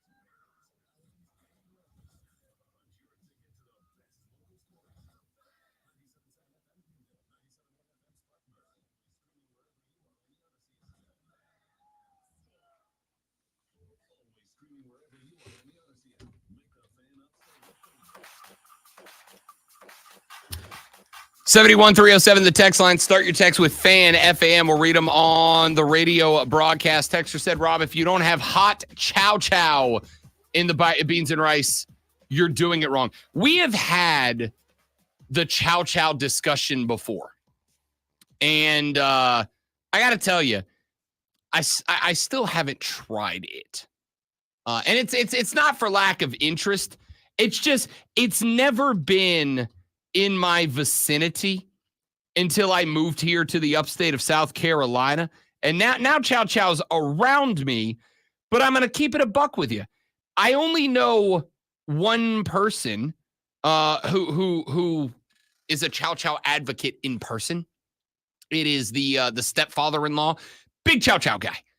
Chow chow on everything. Chow chow on his dogs, chow chow on the burger, chow chow on just about everything. And I'm not against it. It's just whenever I make food, it's never really around. And if I go, and this is probably a fault of mine. I'm a big try everything guy. Yeah, but do you want to take a chance on a dish that you know is good already by adding something that you're not certain about? If it's something I'm making at the house, I will, right? Because like if I make it at the house and I put it on there and I don't like it, fine, I got more. But the reason I haven't really tried it in a restaurant, if you guys have any place that you're like, this place has, I don't know, is there a place that has the best chow chow? Right? Is there like a spot that you go, if you want to try chow chow, this is the spot. You can text it to me at 71307. If I'm in a restaurant and I order a dish, man, I got one crack at it, right? And so if I go, yo, I want to try this thing. Can you throw me some chow chow on there? Man, if it comes out and it stinks, I'm going to be real sad, right? Like if I order I don't know, if I order a burger that I want, that I really like, and some of y'all have said, go chow chow on the burger. If I order a burger that I really enjoy, and then I go, you know what, YOLO, put some chow chow on that bad boy. And I get it, and I don't like chow chow, or I don't like that chow chow, then now I got a burger I don't want. And so I either gotta finish a burger I don't like, which is just gonna make me hate chow chow at that point, not because it's bad, but because it took that burger from me, or I gotta order another meal, and I now I gotta order, and I gotta be the guy that sends food back. I gotta tell you, I told you earlier, not a confrontational guy. I will eat a dish from a restaurant I don't like before I send it back. All right, it's just me. So. If you got a spot that you go, all right, Rob, if you want to try the chow chow, this is the spot. Let me know what it is. I've heard of a restaurant that features chow chow. I can't say that I have. And that's not, again, that may just be that I just don't know about it. It's like every time we bring up food, something on this station, somebody hits me with if you want this, go there. Right? Somebody said just order it on the side. I feel dumb that I've never actually considered that. Well, how do you know they have it? Like, don't most places advertise if they have chow chow? Like, I don't know. It is not a common whatever it is. I mean, what would you consider? You know what? Is it a condiment? What is it? Is chow chow a condiment? I mean, I think so. What category does it fall into? Is it like pickles? I mean, I've had it before. I disagree with everyone who says it's good, but still, I don't recall ever seeing a burger with that on it or a meal with that in the ingredients when I went to a restaurant. I don't recall that. I've only heard the people who swear by it put it on damn near everything. Yeah, well, and I think that they were forced to do it as children, and it makes them think of their childhood. I absolutely do think there are some foods that only stick around because that's what people eat. I'm going to give you one right now. And some of y'all. My daddy used to eat it, and I'm going to eat it too. Some of y'all are about to want to fight me over this, and I accept it. Meet me in the parking lot after the show. Vienna sausages are trash. They're trash. They're trash. Okay? You're an adult. You have money. Buy real meat. Okay, well, They're trash. I had no power and ate a bunch of Vienna sausages over the last week, and they were delicious because I had nothing else. There are so many other But canned you know what they were? goods. You know what they were? When I was a kid, when we were on welfare, they were a delicacy. But I get it. I get what you're saying. They're not delicious, but they're not as nasty as you're saying. No, they're trash. And the only reason you have a taste for Vienna sausage is because you were obligated to eat them as a kid. That's it. That's the only reason. Obligated because I didn't want to die. Yeah, I mean, That's obligated. By that obligation, That's yes, obligated. Yes, You were obligated to eat them as a kid, and therefore it's like we talked about baseball earlier. When I get all romantic about baseball, and other people are like, it's dumb. It's romantic because I grew up playing it, and that's what I played with my dad around me, so I'm connected to it. Vienna sausages are only good to people who only got to eat Vienna. Like, that was your special treat. Okay, all right? so they're trash. So what do you think about Spam then? I'm gonna be real with you, and I think we've talked about this before. I don't think I've ever actually eaten Spam. Dead serious. I don't think I've ever eaten Spam. Fried Spam and eggs. That's good to eat. Now, I'll give you one that I'm big on. The wife introduced me to the fried bologna sandwich. I have never had a fried bologna sandwich. The wife introduced me to the fried bologna sandwich. I am now, and I mean this, a big fried bologna sandwich guy. All right? Little fried egg on the top. Love fried bologna. Yes. Absolutely. Now, is bologna, like processed bologna, a delicacy? No. But you know what I did growing up? I ate bologna sandwiches like they were going out of style with one slice of that yellow plastic that we call American cheese. Well, all right? Well, I would eat bologna sandwiches with smiles, ketchup and mustard smiles on them. Oh, bologna and ketchup? Yes. All you, buddy. No, it's not all me. All Everyone I knew ate ketchup on their bologna sandwiches, especially a fried bologna sandwich. I'm trying to figure out how to word this. I get you are the center of your world, and sometimes you think that everyone else or that no one else does it because you don't do it. Do I have awful news for you? You're the same way. No, what I'm saying is no one does that when everyone I know does that. No. I wasn't saying only you. I said that's all you. I got no interest in that. I'm not saying nobody else does it. I'm saying that sounds awful to me. I took it wrong because of incidents in the past. No, listen, you want ketchup on your bologna, there are You just don't like ketchup. What do you put ketchup on? That's not true. My burgers get ketchup. My dogs get ketchup. Do they? Okay. Yeah. Because it seems like you're anti-ketchup. No, I'm not anti-ketchup. Well, you at can't all. put ketchup on that. We can't put ketchup But if on you that. put ketchup on steak, you're a monster. No, you're not. You're a monster. You're not. All right, do better. Do better. You're a monster if you hurt people. That's a monster. You are hurting people if you put ketchup on your steak. You're not hurting anyone. You're hurting all the people that could have eaten and enjoyed that steak, and you ruined it. Wow. So monster. so what you're saying is when you go to a steakhouse, you look at what everybody else is eating and what they're putting on their stuff instead of paying attention to the food I in don't front of actively you. look around, but if I happen to glance over there because I hear a noise and I see somebody dipping steak into ketchup, yes, I judge the hell out of them. Stay out their business. You go there and eat your food. Don't be judging other people. Stop ruining that food. Texture said, I love dipping my fried bologna in ketchup. I gotta tell you, for some reason I can't explain this. I'm less turned off by fried bologna and ketchup than just regular bologna and ketchup. It's excellent, by the way. I don't have. why? I just said I can't explain it. I don't know why. And ketchup and mustard smiles make the sandwich taste better. I mean, Just saying. again, like live your life, but again, like all of these things we all It's a good point, acknowledge. James, because all those things are associated with kids, and Rob hates kids, so of course he wouldn't like. I don't know if those you know things. this. I used to be one. No. Like a long time No, ago. we don't know this for sure. I mean, we don't have any empirical evidence. It's literally pictures of me as a kid hanging in my house. You could just Right? well, the robots could do Listen, that. I enjoy ketchup on the right foods. It's just that y'all get a little liberal with the ketchup usage around here, and it needs to be curbed for the betterment of humanity. All right, I don't know. I'll tell you what I'm gonna do. I've made the decision. I've made the decision. I am going I to have decided on the way home from the office today, after we're done in the Fortress of Nerditude, and Rob takes off to take it back to the Casa de Love. I am going to stop at the grocery store right around my house. I'm going to get a little jar of Chow Chow, and I am going to make the lady friend burgers for dinner tonight, and I will throw Chow Chow on a burger, and we'll see how it goes. I'll have a report tomorrow. I've decided that's what I'm going to do. It's a mistake. It's a trap. You're following. But that's the thing. It. I'm going to make us both 2 or 3 burgers. I'll put Chow Chow on one. If it sucks, I'll feed it to the dog, and I'll eat something else. What if the dog won't eat it? Then we'll all have a real judgment on Chow Chow tomorrow.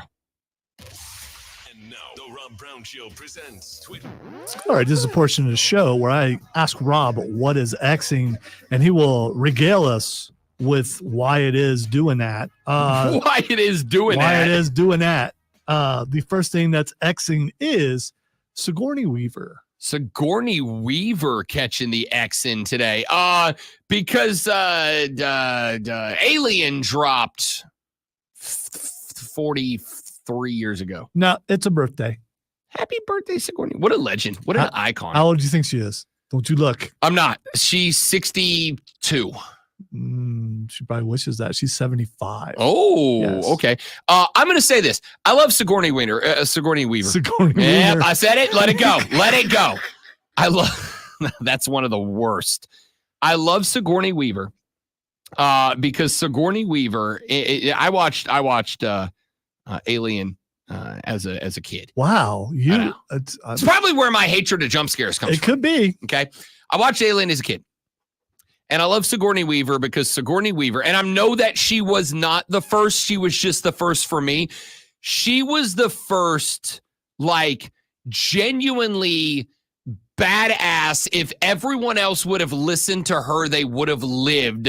Female action hero that I can recall seeing. Like I said, I know she was not the first, but in my life, Sigourney Weaver was the first badass chick that it's like, y'all should have listened to the lady in her underwear. If she's running around in the skivvies on the spaceship, she knows what she's doing. Maybe pay attention to her. Yeah, I agree with some people on the stream. I loved her in Ghostbusters. There is no Dana, only Zool. All right, the next thing is Xing is Mike Mizanin. Mike the Miz Mizanin. I am not caught up. I am about halfway through Bad Blood. I've just decided I'm just not going to watch the Raws and SmackDowns that led up to it, and I'll just have to catch up as we go.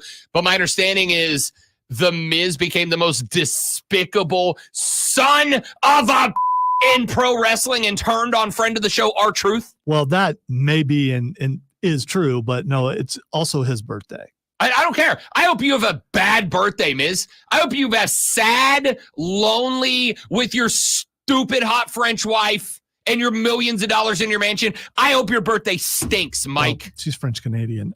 He's 44, by the way, and still doing things at a high level in wrestling, which is good for him. All right, and people thought he would never make it, and it proved them wrong. You all right, backstabbing son of a. 2 more things. The next thing is Spider-Man 4. I saw that trending the other day, and I was working on the assumption that it has something to do with the production standpoint of it. Though I did see there's a bunch of rumors going around, including one that Sydney Sweeney is going to be cast as Black Cat, which that might be the best casting since RDJ. Yeah, I don't know that that's going to happen, but it's just the same old thing. She fits the character. Well, no, she does. It's just more rumors about it being a multiverse thing, and but this rumor is there's going to be symbiotes in it, so we'll see. I'm down for it. I don't think that crossover happens until Secret Wars, because that's when technically he got the suit in the first place. All right, and finally, the last thing that's Xing is Florida. Florida is Xing because Hurricane Milton has taken its sights at Tampa Bay. This is going to be a storm. I'm kind of tired of saying storm of the century. Like the storms are just getting worse. And I'm not going to go on the soapbox here. Suffice to say, think about the folks in Florida. Send the folks down in Florida good vibes. They are going to need it, and prepare because they're going to need a lot of help down in the Tampa Bay Big Bend area after this is over. And as much as folks have done to help us as we continue to recover from Helene, I hope that we will do the same for them, because this is going to be a disaster. And I despise it. All right, that's it for the show. Y'all have a great rest of your day. Come back tomorrow. We'll do it all over again, but better on the Rob Brown Show in the Fan Upstate. So is it true that Floridians are like Northerners with snow coming? Yes. That it's just not. Yes. I am one of my buddies who lives in Clearwater, which is just outside of Tampa, is having a fight with his mom right now, who is in her 80s and lives by herself, because she's just convinced she's going to stay home and ride this thing out. And my buddy's like, Mom, this is a Category 5, 15-foot. Helene did not even go near Tampa, and the storm surge still flooded downtown Tampa, right? Like, he's like, this is directly at us, and it's 15-plus feet of storm surge. You have to leave. And he's like, he's at the point where he texted me last night. He's like, I'm going to kidnap my own mother to get her out of here. It's bad. Well, she is 80. You probably got a good shot of getting her out of there without. Shouldn't be too much of a beat fight, up. right? I mean, unless she's packing heat. Like, Mom, shotgun. Get in the car, Mom. It's like, shotgun. No, I'm not going anywhere. Like, okay. Oh, man. Yeah, at least board up the windows for you. Something.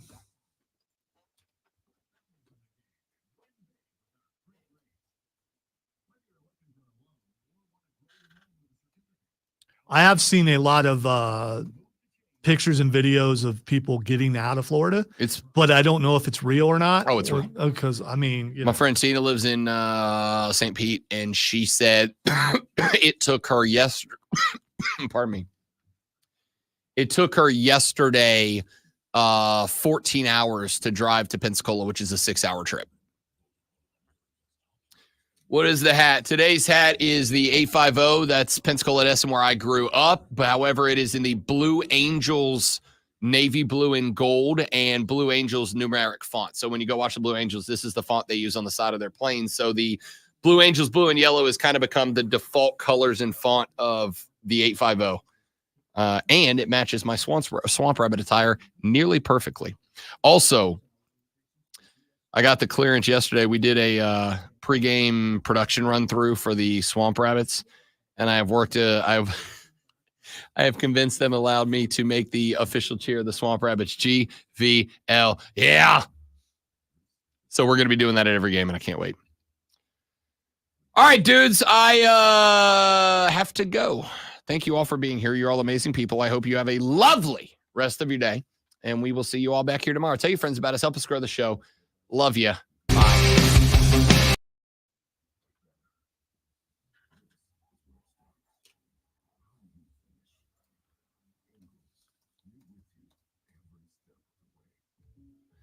Texter just said, put a spoonful of Dukes and Chow Chow in a bowl of pinto beans with cornbread. And I want to try that immediately. Then do it with Hellman's and see, and then Won't be do the it same. with Miracle Whip. Gotta have that tank. And Miracle Whip's trash. Just because you got it in your head. This is mayonnaise. I just recently had Spam 2 for the first time. It's just Vienna sausage in loaf form. Is that true? Been a while since I had Spam, but no.